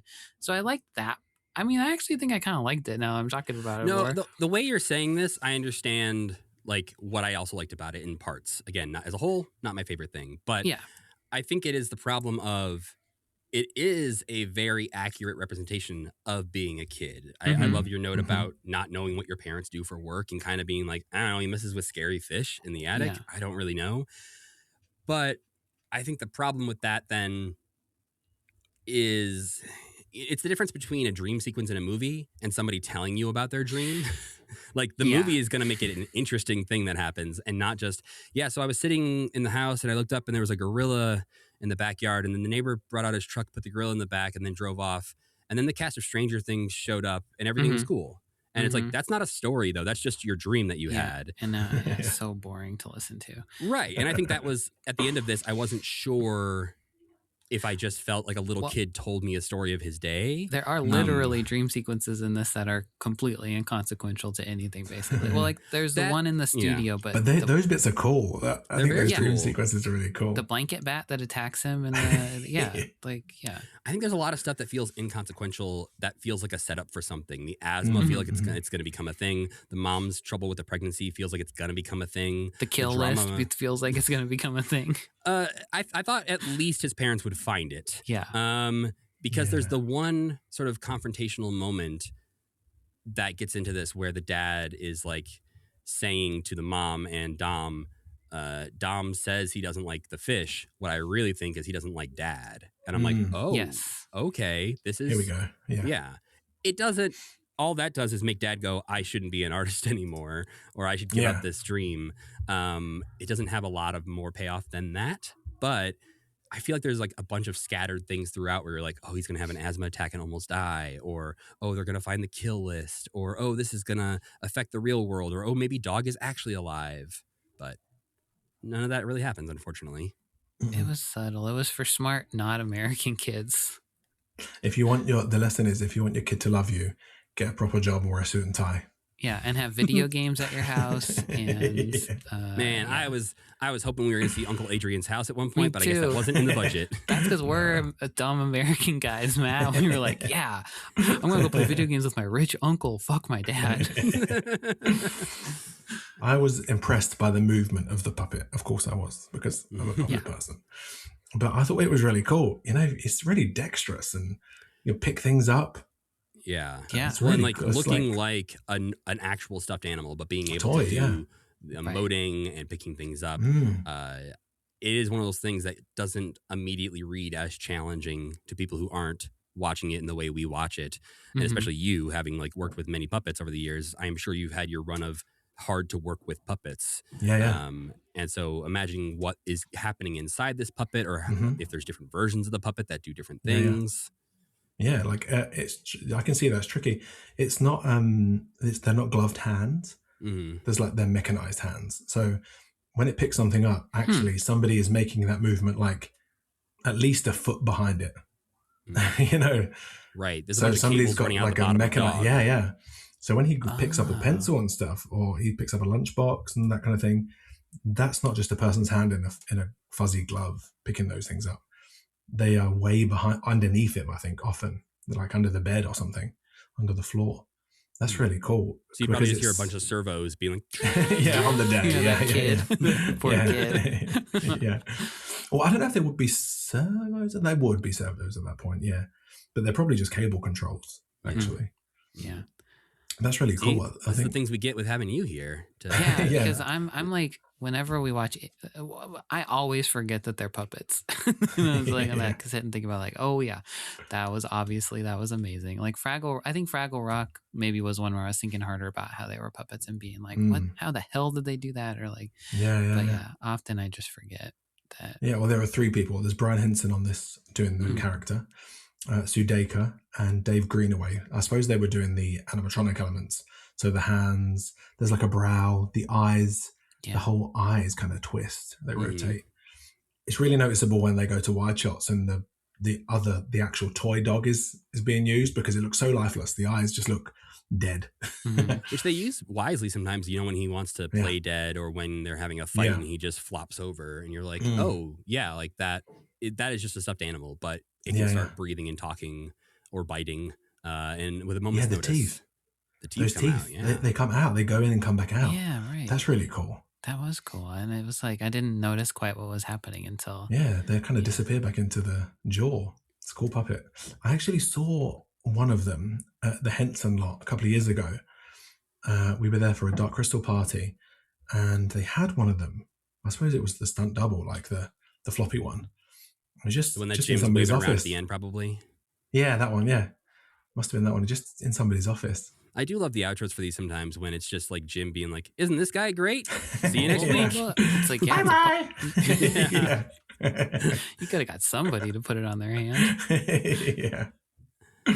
But I was impressed with the puppetry of the thing. I thought was really cool. I'm always happy to hear Brian as Hoggle, storyteller dog, living with dinosaurs dog. I just like the sound. I think it's great. It's weird that he used the same voice for a character named Dog that he has been in the same next show. In the next episode. I love it. If it's not broken, don't fix it. Do you like the storyteller? Are you a storyteller guy? Yeah, I do like it, yeah. I do too. I think it's great. Yeah. I heard you guys questioning who the people were in it, and lots of them are famous British actors and comedians. Yeah.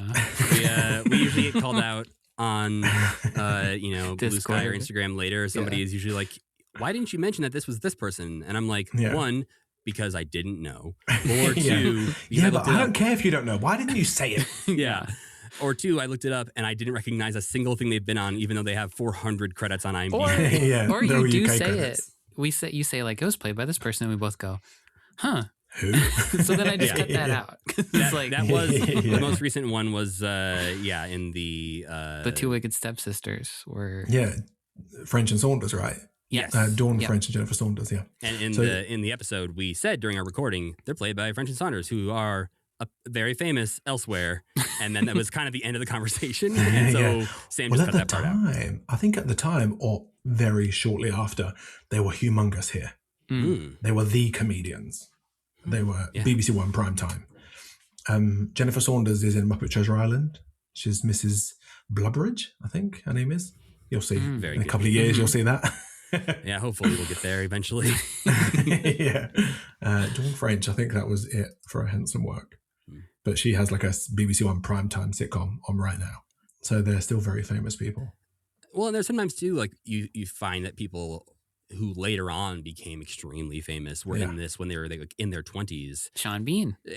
Or there was somebody else I don't remember who we Jane watched. Horrocks? I mean, maybe Jane that Horrocks, name is not even sounding familiar to me at the moment, unfortunately. But there's like a number of people where I like look up, I'm like, oh yeah, I did see them in that thing eventually, but I maybe wouldn't have recognized them. And Yeah. Well, they've also got prosthetics on in Storyteller, haven't they? They've got like noses and stuff and chins. Yeah. And like John Hurt, I could pick him out of a lineup no matter how many prosthetics you put on top of that guy. I like the one where Cousin Fred was the main guy. Was that Fear Not? From Nephew Fred from Muppet Christmas Carol. Nephew Fred, that's right. Is that him? Yeah, he's in Nephew Fred's Fear Not, I think. Yeah, he is. I didn't realize. Yeah. I didn't know that. That guy's so charming too. It's like, I don't know. Yeah. I feel like I want to see him in more stuff, but you gotta go to England, probably, Sam. That's right. I could probably just run into him. Yeah, he's here somewhere. Just walk around the block because there's only 150 of us here. Well, okay. Now look, I was about to bring that up. We do say that a lot, but do you know a lot? Like, I know everybody here. Yeah, do you really? Do you know a lot? I know 148 of them. This is what happens when I'm related to 114 of them. I know 148 of them. As someone who hangs out in a television studio, trying to prove yourself right, Sam. No, there's only I just have a people in question. England. It's a perfectly innocent question. Yeah, as someone who hangs out in a television studio a lot, have you run across a ton of British celebrities? Have you met a lot of them? Or Well, I guess Dodge has met like most people probably at this point. Yeah. Like Dodge has met Tom Jones, the Queen, obviously you mentioned. But how do you feel like you've met those people? Sometimes so with Tom Jones, for instance, like I'll make the decision who's going to meet them. Oh, Is it me or is it him? Yeah. Because there's not time often for two people to meet them. Right. It depends on where you're at. Are you on location? Is it a quick thing? So with him, like we were in the room waiting, set, ready. He's going to come through. He's going to do his thing and he's going to go and do his next thing. So I was like, I don't need to talk to him. Dodge can talk to him. Dodge can do the thing. I did really want to talk to him because actually when the Muppets first came to England for the very first time, they were on his show. So I really wanted to talk to him about that, but I just decided that's the thing in the interest of time. I think that's one of the things we've talked about, that is one of those lost media items that is the seed of so many things, because so many stories you read on Jim's Red Book and elsewhere, it's like, oh, they met when they were working together on this Tom Jones special and later on decided to work together on the Muppet Show. So without that Tom Jones special, the Muppets would not be where they are today. Martin Baker, I think, was on that show. Yeah. Who ended up being the floor manager on the Muppet Show, and then an exec at Henson and running the company at some point. So so I'd love to have spoken to him about that, but no. I was like, this is Dodge's day. I think in that episode where we talked about that was when I discovered that he was Welsh. That's he's Welsh. Tom Jones felt very American to me as a kid. Well, he was in Mars Attacks. He sings America. He sings in America. Yeah. Well, and he popped up on things like Fresh Prince of Bel-Air. He was in the 90s, everywhere in the 90s. He was very famous in America in the 90s. And so I never assumed that he wasn't American. Like I just lumped him in with like Wayne Newton. Right. And that's probably what I did too. Yeah. When you're about to meet somebody, do you ever ask yourself also, which one of us would they like to meet? Or no. Well, I always think they don't want to meet. Why they don't care about me? If you can walk into the room and there's a talking dog and a man lying on the floor, you're going to talk to the dog. Oh, not me and Matt. We would talk to both. You're going to sit on the floor. Yeah. No, I just don't think they're interested in me. So I just never. I'm like, hi, nice to meet you. I always try to find people who have worked with the Muppets. If there's a celeb that's worked with the Muppets, I'm like, yes, good day. I could talk to them and tell me what was your experience like and all that kind of thing. But it's rare, I think, actually. I've met people who worked on the Muppet Show crew, who worked on the Muppet Show and worked with some of those guys, like lights, cameras. Those are the people who really don't expect to be, fawned over, where they're like, why are you talking to me about this? Yeah, all of a sudden they're like my favorite person in the room. Yeah, maybe a little. Because they have such a different perspective. Like, we always hear from the performers and stuff, but it's great to hear from the crew.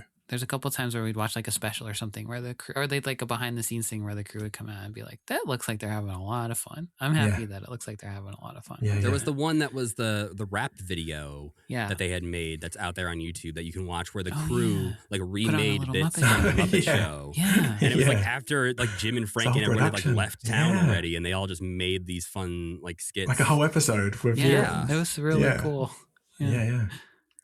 And I always think that was such a long time ago, but those people are still around and alive. We've had the privilege to obviously talk to a handful of people who worked firsthand with Jim and the Muppets, back then on this show. And it's always a little bit of like a pinch me moment afterwards where I'm like, oh yeah, we just heard a story where the guy was like, and then Jim said this. And I'm like, oh, you mean Jim Henson. Right. Right. Yeah. He was just some guy that you knew. He was your boss. Yeah. Right. Yeah. Somebody you just spent the day with, like over and over and over again. Yeah. I don't like meeting celebrities and stuff. There's not many celebrities who like I'm desperate to meet. And like I suppose I'm lucky enough to meet celebrities through the work. So like I don't really get starstruck. Dodge that, and that's the thing. That's the great thing of having the puppet is that like if I am nervous, I'm like, well, I can rely on. He's not nervous. The puppet character is not nervous. Right. He doesn't do nervous. Like he doesn't need to. Yeah, there is that shield that I think like happens, and we see from Jim and Frank, especially on talk shows when we watch them in the 70s and 80s, where they're a little bit more mild mannered, or Frank doesn't really want to talk about himself too much. But the moment he gets to be Cookie Monster on a talk show, he lets loose. He's making fun of people who are balding. He's doing all this stuff. Let me tell you why I think you're a total idiot. Yeah. Yeah. And so I imagine there is this shield where you can say more things as Dodge or Gonger or whoever that you wouldn't say as yourself. And there's also that energy level is so different that you almost have to throw it out there and see what comes out. Yeah. But you do, so like I was saying about the celebrity and not getting starstruck, I've been starstruck with the puppets. Like the first time I was around Kermit. And then, I mean, I imagine the first time you went to Sesame Street and saw the stoop in person was probably overwhelming. Yeah. And you don't, I remember thinking, what, there's no sky here. Oh, yeah. It just ends. No shit, Sherlock. Okay. Yeah. And like, it wasn't the first time I'd ever been in a studio. I'd been in the studio for years, but I still was like, no sky. When I first was with Kermit, he was just like relaxed, but happened to be relaxed looking in my direction at me. So like I turned and he's looking at me and like I caught his eye and went, like just couldn't bear the thought that he's looking at me. He's kind of smiling and he's looking at me. He's like, get this guy out of here. What do I do? Yeah, I said no eye contact. What do I say? Yeah. And he wasn't really looking at me or anything. He was just in a relaxed mode. But yeah, that's when I was like, oh no, this is starstruck. I'm stricken. Well, but then you also, from being starstruck to performing Kermit's feet, I believe, in the 50th anniversary special, you puppeteered his feet for being green. Was that right? Oh, Under the Stoop. Yeah, with Elvis Costello. Yeah. That was, we were Matt and me and Ryan were under the stoop, under the stairs of the stoop. So, you look at it and you think it's concrete. Mm-hmm. Yeah, it doesn't seem like there'd be a lot of room under there. 6 foot men under there. And I think I was only under there because I was like, oh, can I come? Because it's tight. So, yeah, Matt was performing Kermit up through a hole in the step and Ryan was doing the arms, 1 or 2 arms maybe. And I was just on the feet. They hardly move because they don't need to move. But I was like, if we put 2 holes in there, I can be in there and I can do the feet. I've got a great idea. Does add a little bit more life to it, though, as long as it's just a little bit of something. Like he could have just said, we don't need that. But he was like, yeah, we could. I know you want to do this. It's fine. Yeah, I know you want to do this. Let's do it. I thought you were going to mention in Muppets Most Wanted, we had, was it Kermit or Constantine? It must have been Constantine, like moonwalking. That sounds like Constantine for sure. It must be Constantine. And you're not going to watch Muppets Most Wanted for a decade or something. Yeah. We had him moonwalking, which is so hard. Like, imagine how hard you think it is. It's much harder than that. I wouldn't even know where to start doing that. Yeah.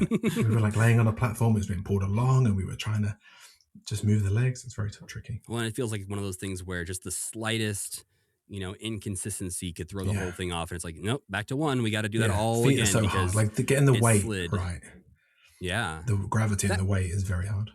Not to bring it back to Living with Dinosaurs, but there is a scene where we see Dog, the dinosaur's feet, sort of walking and dragging and limping almost across the floor. I didn't know why he was limping. Maybe because when he was thrown off the bed earlier, I don't know. But then he got better after that. Yeah, like in the next shot, he's walking nice, really good. Yeah. I don't know. It was more menacing than it needed to be because it felt like he was sort of, a Jason Voorhees stalking his victim. It felt like he was trying to be a zombie or something like that. Right. Yeah. But I think what he was saying he's going to eat him.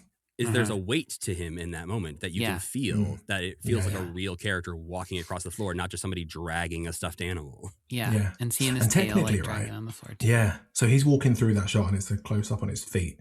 Mm-hmm. And then he exits the frame and the camera goes up to find Dom right behind the shelves or something. But probably that puppet, so someone's above the puppet doing it. They're not under the floor. Right. They're above the puppet. So I was just thinking, like, how do they get their bodies out of there before that camera starts to move up to reveal, a whole person's head and arms and stuff? I think that's quite a tricky shot. Like, it's so quick and over so quickly, but it's a tricky shot. That's why the Muppets are great. And the Henson work is great.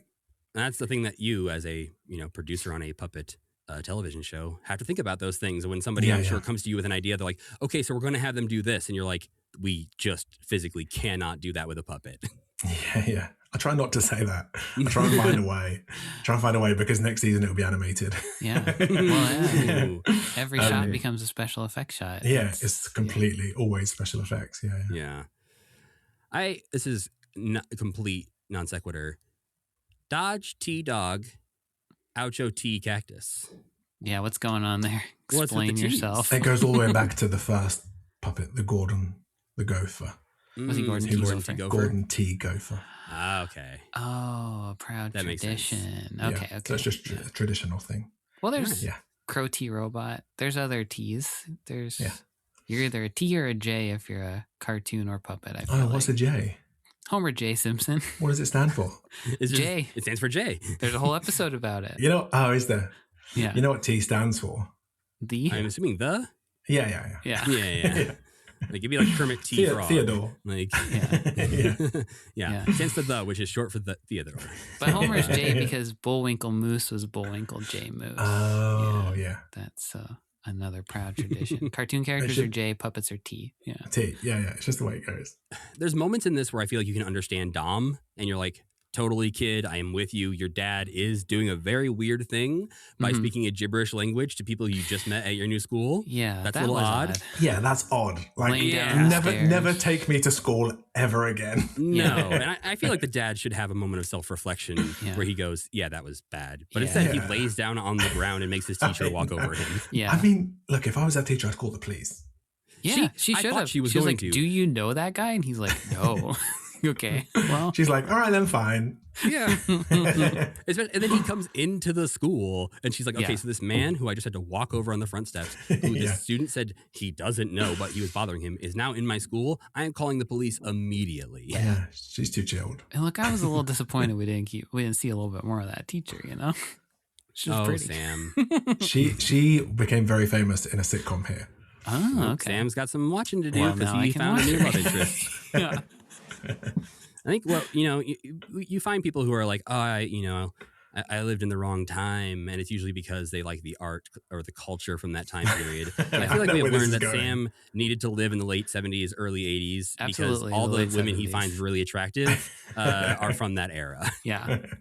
He finds a new crush every week on this show. I would have just had to live in New York and hang out outside of like the SNL, like around SNL, and be like, okay, Yeah. I'm gonna give her to one of these. You'd have been funny quickly ladies. arrested.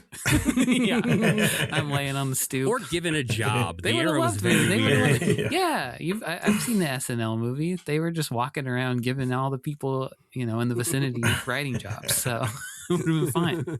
Yeah. I don't think asthma was the taboo thing that they're making it out to be in 1989. Like his cousin's like, ugh. Oh, you have asthma? Yeah. Yeah. I was wondering about that too. Like, it's such a weird thing to make fun of somebody for. Maybe And just like, in general, as if it's like contagious or something. I don't think at that point we were thinking anything like that. I think we just thought, oh man, that my friend's got asthma. Or like it was more okay to make fun of people just for like being generally sickly, like seeming sickly. maybe. Back Yeah, then it or felt like, something. ugh, gross. He might die. Yeah. Yeah. Yeah, it's like it's your cousin. My next note is when Dom pours out his Wheatos, puts a lot of Wheatos in that bowl, and he puts like a thimble of milk. One little bit of milk. I made a mental made me note so mad. to be like, is this a British thing? Do you guys only do this? Dry. We love dry cereal. Yeah. He pours so much cereal that it literally overflows out of the Yeah. bowl, and then picks up the milk and just goes splash. And I was like, that's just not enough. thought it was- That's I Because thought that's maybe it's just how the you were director's going like, okay, we might have to do this 5 times. Don't use all the milk on the first. Yeah, that's probably true. Yeah. Or we can pour the cereal back in the bowl or in the box. That's okay. Yeah. Or the little kid's just like, all right, I say this line, then I grab the milk, then I pour the milk, then I put it Yeah. down, then I say the next line, and he's not even thinking about how much milk he's pouring on that thing. And it was a sad amount of milk. Yeah. Well, they don't have a lot of money. They're on a They gotta budget. see. Yeah. Yeah. His Are mom's a they? doctor. They're probably okay. Yeah, I couldn't tell what the vibe of this was, where it felt like maybe the only reason the dad needed to work was because the mom was going to take leave for a while. But he Yeah. gets a job that's like 2 days, 2 days a week as an week. assistant to an artist. I'm like, I mean, that's not going to pay I almost- extremely well, I imagine. I got the Yeah. vibe more that she was like, you just got to get out of the house, dude. Yeah. Get out of the attic. Yeah, it was. I would have liked to see more of Uncle Adrian. I thought that was an interesting little foil to throw into this, but we did not get more of him, unfortunately. I did like how quickly they decide to run away when the kid has an asthma attack. They're like, "Yeah, we should go We gotta because get out of just here. drive we're not off, helpful yeah. here." We're not going to watch your son die. Sorry. Didn't you think the cousin and the cousin's friends look mean? Ooh, they look Oh yeah, so they got some mean. good. They Kids. were well cast. Yeah. They looked look so cool and mean. Yeah. Yeah. I'd have been scared. And I of feel them. like the Victor has a little bit of young Joaquin Phoenix in Parenthood energy. Oh, yeah. Like he just has this like face to him where you're like, you're gonna tell me something and I'm just gonna believe it no matter what age you are. Like you look trustworthy. And like I thought he did a really good job of being like heartbreaking at the same time as he was being mean too. I liked his Victor scene where he was like, "My dad's always riding my ass." I thought that was really interesting. Yeah. Yeah, that was, I don't know, again, one of those moments where I'm like, if we had that spread out a little bit more, or there would have been a little bit more. And I get, there's a moment earlier where Victor sort of has his breaking point where he's picking on Dom a bunch and then his friend rips Dog open. I thought that was a great scene. I loved that. Yeah. Yeah. Victor's like, oh, I messed up. This is a problem. Yeah. That I thought was interesting. But again, I think there's just like a lot of threads for something that's less than an hour long. Yeah. That maybe again, if, like Monster Maker, if this was a full length thing, maybe could have been more fully explored. It's reflective of real life, Matt. We all have a lot going on. Yeah. We all got weird parents, and we gotta just get out of the way, keep moving. It's our day. We gotta get mad at our stuffed animals from time to time. It's fine. Yeah. I feel like we have to address this kill list thing. They don't really address it that much in here. I'm sure it's a thing young kids, do from time to time. You talk about these things in extremes, but they highlight it so heavily in this special multiple times that Dom and his stuffed animal friend are making lists of people they want to kill and how they would like them to die. And Dom includes his father and his unborn sibling on the list. It gets very heavy and dark, and Dog tries to pull us out of it and is like, hey, you should take them off the list. I'm okay killing your cousin and the bully who ripped my arm off, but you can't say that about your dad and your unborn sibling. That's messed up. Which he is right. Yeah, but that's his like inner struggle, right? Dom's inner struggle. Yeah, I think I wish I had more of a moment where he accepted the coming sibling. Yeah, he just moves on, and then Dog is like, okay, fine, you've moved on. I have to. Yeah, like he turns 10. I'll sing Elvis to the new kid. There's a lot of Elvis in this for I imagine rights management was maybe a little. I know. Tricky. I kept thinking expensive. That's one of the there's in one of the earlier cutscenes that's in the longer Tubi version. He sings more of Return to Sender, so he just keeps setting that up that he really, really loves Elvis. Yeah. Is that what he was singing in the school when he was being weird? Yes, when he's in the locker and he won't stop singing, and it's unclear whether or not the kid would be able to hear him. Yeah, if you're going to bring a toy to school, fine, bring a toy to school, great. But don't bring the biggest toy to school. No, the biggest. Don't bring one that needs its own bag. Yeah. And it's a bigger bag than the huge bag you brought it. Yeah. Immediately causes a scene as he tries to shove it under his desk, and everyone's like, hey, what is happening? And he's like, nothing. Don't worry about it. And very obviously we have to because he won't stop making a lot of noise. He dropped this piece of paper labeled kill list also. Yeah, I do love that the next day he's crying to his mom saying, I hate that school. I don't ever want to go back. And I'm like, I didn't see anything bad happen to him. A kid was very nice to you, even though you were being a freak. I know. That boy's really nice, and he keeps just blowing him off. Right. Yeah, it seems like maybe they're implying at the end they became friends. Yeah. Like when they're walking to school on the last day, he's like, I'm 10 now. I can be your friend. I have, I know how to respect other people. And even if your cousin's mean to you, kind of fun to go to school with your cousin, in my opinion. I think that would be all right. Yeah, it would be, I guess, in a different kind of movie.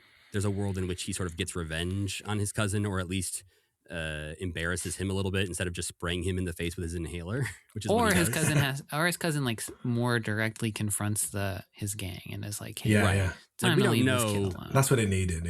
Yeah. We don't know that tomorrow at school, Victor isn't just going to keep being a little bit of a jerk. He is because not. His friends don't know that he has admitted that his dad sucks too. He's a changed man. I read maybe it was on the Jim's Red Book post about this, that it says that in 2000 a pilot script was written for a new series based on living with dinosaurs, but it was never produced. And I feel like all the things that we're talking about here would be ironed out in a series. It just needs more time. I could see doing more with that, and especially with the run of, I feel like there was a run of puppet-based TV shows that were coming out, and then the late 90s, early 2000s, and I feel like having a sort of wholesome, hopefully one. I don't think it's going to be weekly kill lists. Like a serious Alf. Yeah. Serious Alf. Maybe that's how they pitched it. Wonder Years Yeah. with a puppet. I think that would be nice, actually. And yeah, Mhm. I agree. Like, I liked the characters. I liked the mom and the dad, and I think that their interactions were interesting. And yeah, there were a few moments where I thought I would like to see a little bit more of this. Mm-hmm. I was a little confused by, again, just like some things that didn't necessarily go anywhere, but it felt like it would. Dog is really insistent multiple times that your dad is the best dad in the universe. And that's, he's not a terrible dad from what we see, but I also don't see a lot of examples of him Being doing great. thing like Yeah. for his child, stepping up, or like he makes the ultimate sacrifice, I guess, at the end, getting the corporate job instead of Yeah. but there's not a lot of moments throughout where Dog is Yeah. justified in saying your dad is the best dad in the universe. Mm. It's also, you want to unpack that's in his brain somewhere. This is his imaginary friend Right. telling Yes. him your dad Yeah. is the best dad there ever is. So it's just the coming of age struggle, isn't it? Yeah. And the misunderstandings of all that. I thought he seemed all right. I think if my dad was like a cool artist who made goofy voices, it's like he was, like what you just said. Like he used to think he was the coolest dad in the world, and now he's embarrassed by him because other people are signaling to him that it's like lesser than to be a struggling artist or to be like different in any way, and he has to kind of square that circle. Yeah, Matt, I think this was had... great. I don't think there's any missing pieces to this. I The more think we it's talk just about, the more I really think Better that. it gets, yeah. Well, I think for me, I think a lot of it in hindsight feels right that it happened the way it happened. But I think him turning 10, there wasn't like an illusion at the very, like, I feel like the opening scene just needs a few extra sentences to set up some of these things of like, your birthday's coming up. Oh yeah. Like, you're becoming a big boy. Like I think he's acting like that in some scenes when he's being a jerk. It's because he's, approaching middle school. He's becoming an age where he's not sure he likes to cuddle with his parents as much, or he's really interested in technology. But I just maybe need one sentence that's a little bit more explicit of like, what's the problem we're trying to solve throughout this special. Yeah. I did think briefly maybe his dad was his stepdad and his real dad drowned. That wasn't. You could call him Lee. That was like a Bart thing, right? Like Bart calling Homer Homer instead. That's what I think. This kid, and like just the kid disconnect, isn't it? This kid ain't cool. No. Yeah, no. Just that disconnect of I'm not going to call you dad. I'm going to call you by your name. Call you Lee. Yeah. Well, and the idea, like when you first said his dad drowned, I was like, that's a wild leap. But I guess that would make a fear of fish more relevant. Fish yeah. Well, he says they're drowning in the air, but that was wild.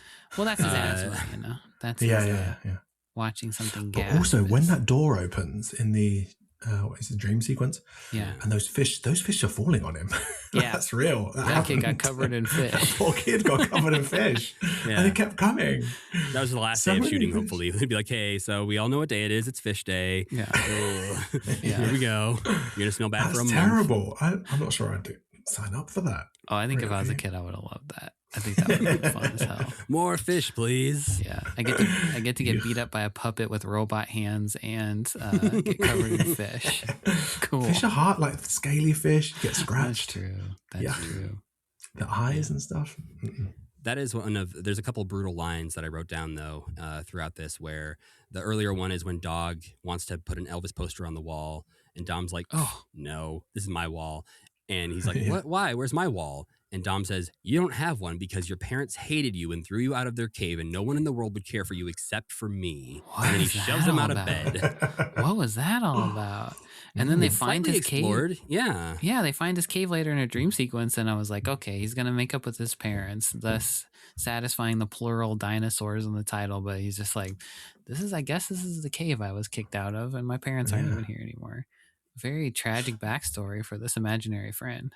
Yeah, that clip's used in one of the Muppet specials.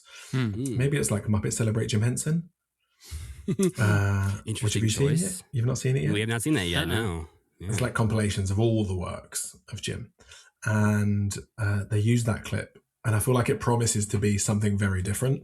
That's a lot of storyteller-ish things where it's like you see the Ultra Gorgon and you're like, oh man, I'm ready to see this giant dragon. And then you're like, oh, it's a puppet in a studio that's not really being used that many times. And maybe he's alive. Who knows? But the other,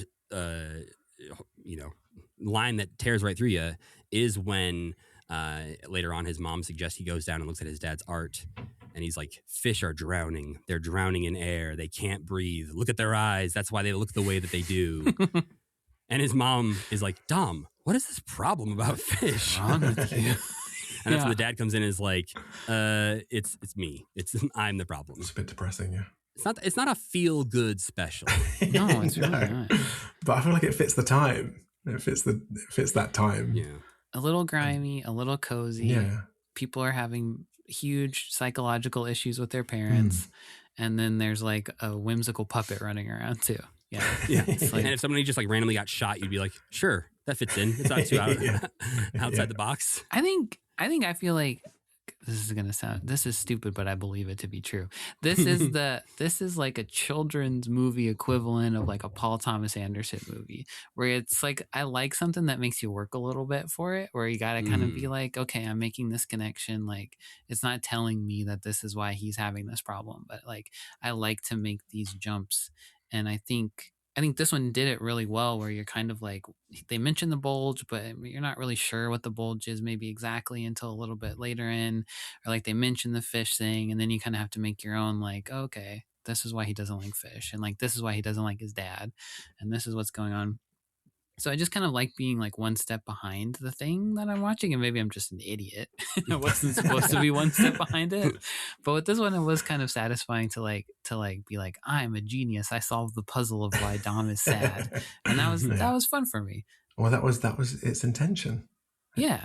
And maybe I grew up watching a lot of that stuff when I was a kid, and just watching a lot of like, your emotions are never really going to entirely make sense to you. So here we'll present you a case of why being a child is horrible, and you'll draw your own conclusions. Okay, Yeah. do that. It's like a darker, Disney Channel original movie, because I feel like there are a lot of those from that era that are the like, dad works too much, or he's kind of a jerk, or won't let me live my dreams, or whatever, all these different like, bad parent stories they had. But this one just goes darker places. I don't remember a decom where they're like, and here's my kill list. Yeah. Well, yeah. Yeah, I mean, again, I think this has got interesting stuff in it. I didn't love it overall. Sounds like, Sam, you came around maybe by the time we finished talking about it helped me process it. Yeah. But I think also this is our first time seeing this. Whereas Warrick, how many times have you seen this thing? I couldn't tell you. A lot. Yeah. Wow. Well, it's confusing. I'd choose to watch Monster Maker over this, I think. It's just more cohesive, isn't it? Yeah. That makes sense to me. And it's a bit more exciting too. There's like just a bit more real drama to it, Are those guys going to get there? Are they going to take the creature apart? Are they going to get caught? Are they going to get killed? I mean, plus you have Harry Dean Stanton, who is just amazing and he's watchable really good, as an actor. And so I think like having that face and voice on screen is always gonna be like, ooh, yes, I'll watch 3 hours of this. Any last thoughts before we move on to the non-Muppet segment? Well, I was going to show you this thing. Oh. But, audio-wise, people can't see it. But I have this, which I think is quite interesting. Ooh, this is like a media. Like a Henson promo. Right. And it's got Digit on it, and Kermit, and Zondra, and Leon. And then it's got some quotes, right? Press quotes from David Bianculli from the New York Post. He says, for a new generation of kids and the generations of older fans, Henson has done it again. The Jim Henson Hour may be NBC's finest hour. Howard Rosenberg from the Los Angeles Times says, a happy, imaginative, cleverly written, fur-flying romp. The Jim Henson Hour has old Muppets and new Muppets, all of them a bright addition to primetime. Ed Bark, the Dallas Morning News. The Jim Henson Hour is great, hip, fun for adults, and has enough burps and sight gags to keep kids enthralled too. Please pardon my wow. I don't know if we've heard a single burp. I don't like please pardon my wow. That's gross. Joanne Ostro from the Denver Post says, a weekly hour of cutting-edge family viewing that's imaginative, exquisitely produced, and intelligently action-packed. I just like the idea of some of those very specific things they're saying of like action-packed. I'm like, which thing did you watch? Well, did they watch it, or did they see like a scissor reel? Yeah. Right. Because I'm also just like, okay, fur flying kind of burp humor. I'm like, some of those things. When is that happening? Yeah. Very interesting. Yeah. I mean, it's kind of like we looked back at the Muppet Christmas Carol reviews when we did a local sponsorship of the screening and read a bunch of the so strongly worded So negative mean. reviews of Yeah. that movie Yeah. from when it came out, of people hating that movie. That's such a turnaround. And now, people love it. And I do find, we obviously came into Jim Henson Hour knowing almost nothing about it, and not even having the books that we fell in love with as children to see the Ultra Gorgon beforehand. Like, there was not necessarily that same introduction to it that a lot of people, I think, who do appreciate it more than we do, had.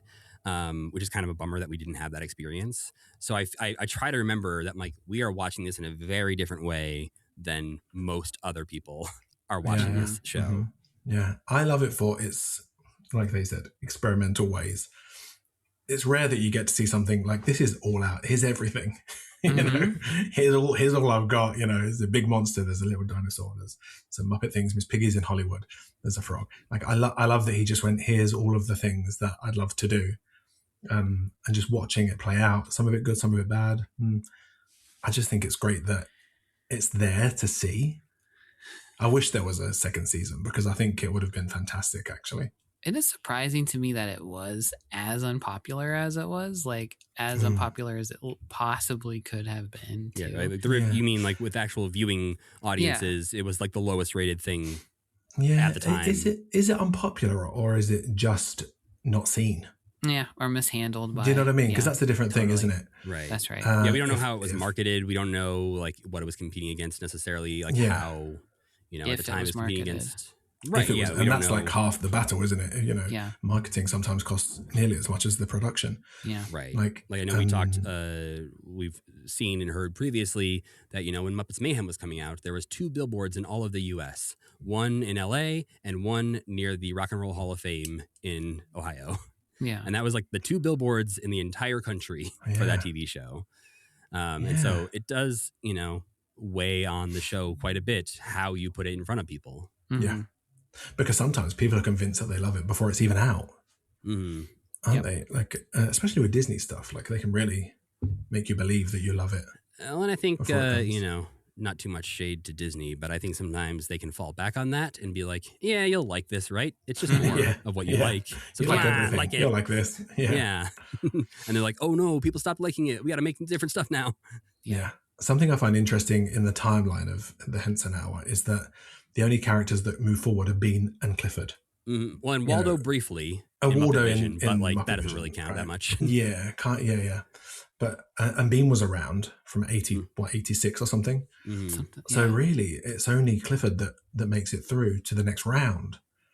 And of all those characters, I'm so surprised that, they did Celebrate Jim Henson straight after. And I just think Digit, like, where is he? I wonder if that's mostly a puppeteer problem. Like, if it's like, well, we need Dave to keep doing Gonzo. He's got too many gigs. Around. Yeah. But Kevin Clash, he can be Clifford. And Kevin needs a character too. Like a main character. And Clifford has had some fun moments in the show. Like Bean obviously is a standout. But Clifford also, when he shows up, you're kind of like, okay. I mean, to me, maybe I think about this too much, but like when you see Clifford, you're like, that's a guy. Like, I know who this is. When you see Beard, you're like, that's just Floyd. Or like, maybe I don't even know. Why isn't it Floyd? Yeah. Why can't Floyd be in this band? Yeah. Musicians go and be in different bands all the time. But Clifford, I love the puppet. I love the beard puppet. I think it's a fantastic puppet. Totally. But why isn't it Floyd? Yeah. If you're there, if he's there, why isn't he not doing Floyd? Yeah, but Clifford's just like, that's Clifford. Well, and I think he just felt like, because we were, a good age for Muppets Tonight, I didn't realize how little Clifford was in Muppet stuff until later on in life, because he's in Muppets Tonight. He's a main character. So I just assumed Clifford was a very important Muppet. Yes. And so then going back and forward from Muppets Tonight, you're like, oh, this guy actually wasn't around very much. I think I learned while we were making the show that he was never in the Muppet Show. I think that was like new information to me. Yeah, like he's in Henson Hour, and then he's in like a sing-along video. And I think then he's in Muppets Tonight. I think that's about it. I'm trying to think. Oh, he's in Muppets at Walt Disney World. Yeah, I think he's also maybe in Muppets from Space, but like kind of like a scene, in a role that like Floyd would have in one of the movies where he's just like, I'm going to say one line and then be in the background. And he's in the Electric Mayhem in Muppets at Disney World too. And that was one of my first exposures to the Muppets. So to me, when he never showed up in Muppet Show, I was just like, where the hell is this guy? He's one of the Electric Mayhem. Yeah, I spend loads of my time, too much of it, thinking about, well, why isn't this character in this thing? You know, they're already established. Why are they not here? That's why, I'm very excited to see who shows up in the new Muppet Show special in just a couple weeks here, because just from the preview, you can see that they've rebuilt and are bringing back a ton of old characters who haven't been seen in decades. Yeah, I can't wait. So cool.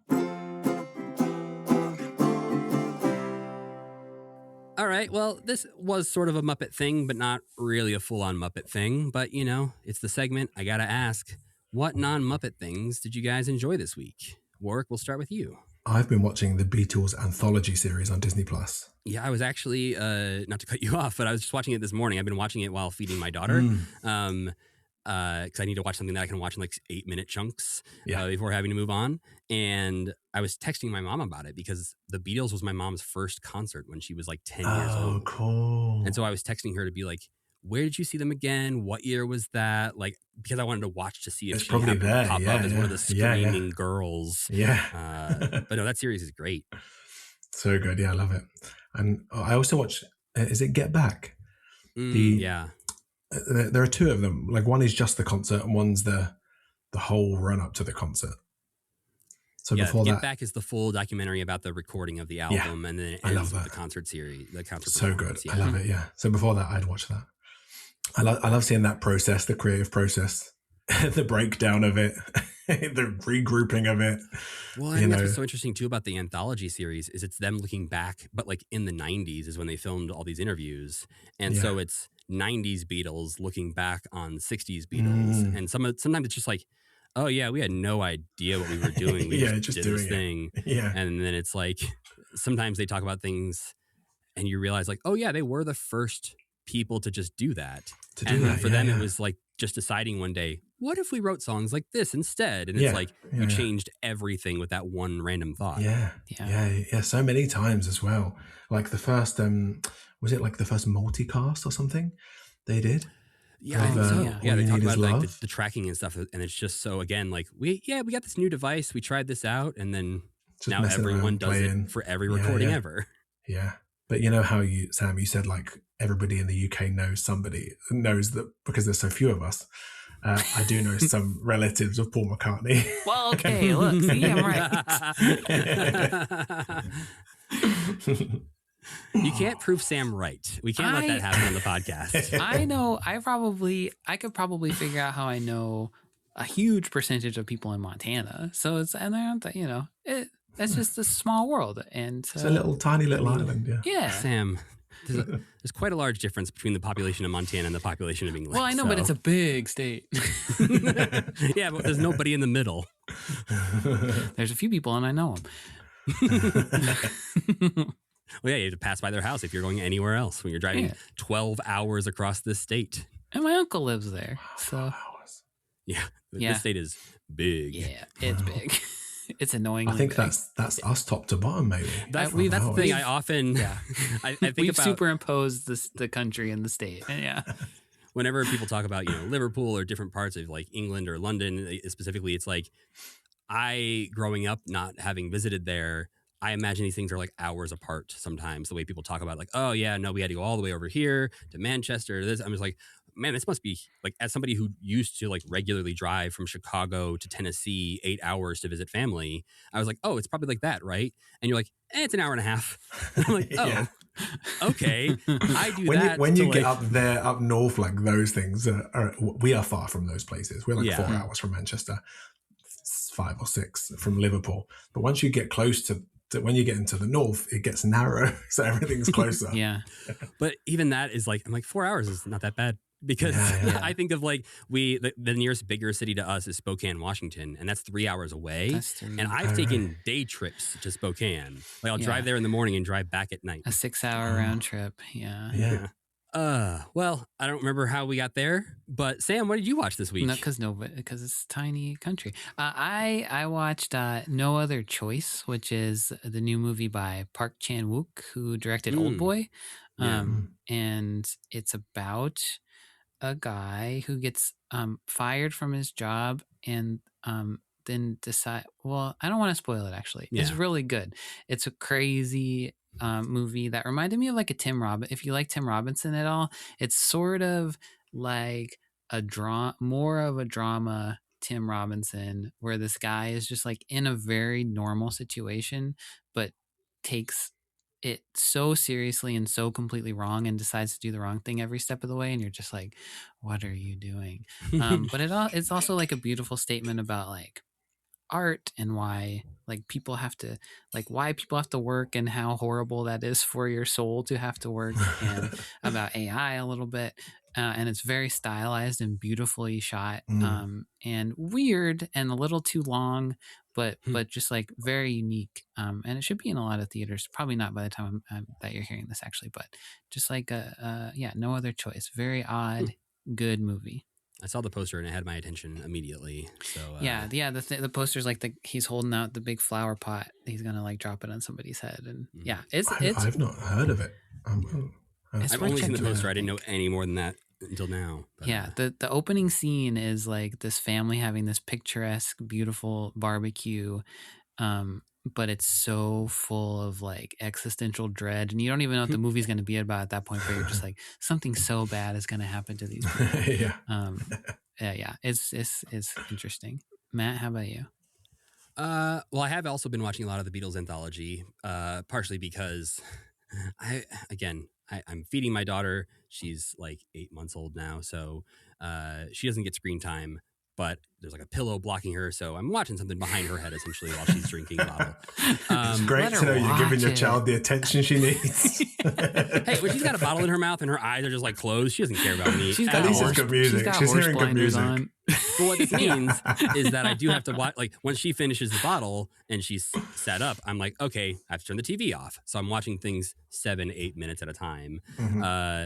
So watching movies is sometimes difficult, but I went, for some reason I thought this was a good idea. I put on one battle after another and made it about 2 minutes into that going, she shouldn't hear this though. These are words she shouldn't hear. Let's try something else. And so I put on the Beatles anthology this morning. I'm looking forward to the day when she says something like, "You're all right, Dad." Her first words are going to be Liverpudlian. Matt, how's it going there, Matt? Please make this happen. She's going to grapple with a weird mishmash, like Midwestern American accent like mine, and then John Lennon's voice. And she's like, I don't know why I sound like this. But in reality, I think most of my free time with media lately has been spent playing more and more Ghost of Yotei on the PS5, because it's a beautiful game, and I play it slowly. I do all like the little side missions and all that stuff before like busting through the main mission, and so it's one of those just like walking around and enjoying the in-game world, which is a beautiful game. So just that's most of my media these days, is when I get a chance to play something, sit down and play some Ghost of Yotei. This isn't something I watched just now, but the Frankenstein movie. Oh, I still need to watch on Netflix. That's like, when I watched it, I was like, this is like a great episode of The Storyteller. Oh, yeah, that makes sense. Like The Storyteller, the movie. Yeah, a lot of his movies would fit right feel in. like that. The Pan's Labyrinth totally is an episode of The Storyteller. Now I'm picturing like a Guillermo del Toro with John Hurt. Like if they had relaunch nailed the that timing, do a Storyteller thing. Because it's funny, like John Hurt was just such a, he's in so many things. He just always pops up in things, and he's great in everything. Mm-hmm. And now I feel like after having watched The Storyteller, going back, it's going to be very hard not to see The Storyteller in everything I see him in. Well, he doesn't have that nose. Yes, that's or true. The big ears. Yeah, the ears. Yeah, I don't know which parts of him are real apart from the nose, but I suppose the ears, maybe the chin. Well, we gotta let you know what we're watching next time before we get out of here. And next time, we will be discussing the very last episode of the Jim Henson Hour called Food. And so we'll be discussing the last episode, but we'll also be discussing this time period in Jim Henson's career. We're in the summer of 1989. This is when they're talking up the sale to Disney, when Jim is planning to sell the Muppets to Disney. They're putting the plans in place for Muppet Vision and a bunch of other attractions and ideas. And so to discuss some of that, we will be joined by author Brian J. Jones, the author of the Jim Henson biography. Returning guest. Returning guest from all the way back in episode 17, Yeesh. I think, of That's crazy. Commitment. Yeah, Wow. he was here forever ago in July 2021. Well, we obviously have to thank Warrick for being here today. Thank you so much for doing this. This was so much fun. And Yeah. I just, part of me is still in disbelief that you're even here. Well, I'm not there. I'm across the world, on the other side of the planet. Thanks for I guess having me. I've more loved amazed it. that you're willing to talk to us for 2.5 hours. I'm always willing to talk about Jim Henson works, the Muppets, and to you two. Well, we appreciate it. I have someone here to say goodbye before. He hasn't said Ooh. hello, but he will say goodbye. Ah! Hi, Matt. Hi, Sam. It's me, Dodge. Is this on? Yeah, it's on. Yeah. It's me, Dodge. T-Dog. T stands for the. It's tradition. I was just over there listening. It's tradition. I'm glad you got to hear a third of the conversation. I hope it was interesting. It wasn't. Yeah, but if you do get stuck or desperate and you need a guest, I'm always willing to be involved. That would be great. Yeah, we've only had human guests so far. Oh, yeah, there we go. We'll make it a first. Yes, we got to The get a first dog, dog. on for sure. Anyway, see you. Bye. Good luck with whatever you Yeah. do. Well, everything. podcast. You don't Bye. have to wish us Yeah. good luck. Yeah, Yeah, yeah. we know. Go away, Dodge. Well, you know, I feel like there's nowhere to go from that, so we can't top that. What would you like people to check out, Warrick? What do you want people to watch or follow you? Well, if you are bored, you could follow me. I'm on You're a good follow. Insta. I try to put fun things on Instagram, and I'm just at Warrick BP. I have a YouTube channel that I try to keep up to date with clips and stuff. That's like youtube.com/WarrickBP. I try to keep it all at Warrick BP. That's a good call. That's smart. Yeah. So I'm mostly on Instagram. Yeah, I think you are a good follow, and I think your YouTube channel is Oh, also thanks. very good because you get to see a lot of the highlights of shows that maybe aren't on TV here. Like you get a lot of good Dodge content over there. Oh yeah. If you're interested in Dodge, there's a couple of videos that show the stuff he's done, the cool things he gets up to, and some behind the scenes stuff too. Also, I'll just throw it out there. Phil Fletcher, also a very good follow on Instagram. Yes, Highly recommend. much better follow than I am. He works it hard. He's always building a new amazing puppet and showing it off. And I'm like, you just did this like 3 days ago. How did you make another one? Yeah. Oh, he'll make one in 3 hours. Yeah. He is the fastest, the funniest, the fastest. Yeah, he's great, and he's my doggy brother, half brother. Well, we also need to thank our friend Tuna for making music for this podcast and Cassie Wilson for singing our theme song. Don't forget to go to commitment.com for all commitment needs. And while you're listening to this podcast, give it a rating and review on your platform of choice. If you want to get in touch with us, email us at mail@commitment.com or follow us on social media at commitmentpod or at commitment.com on Blue Sky.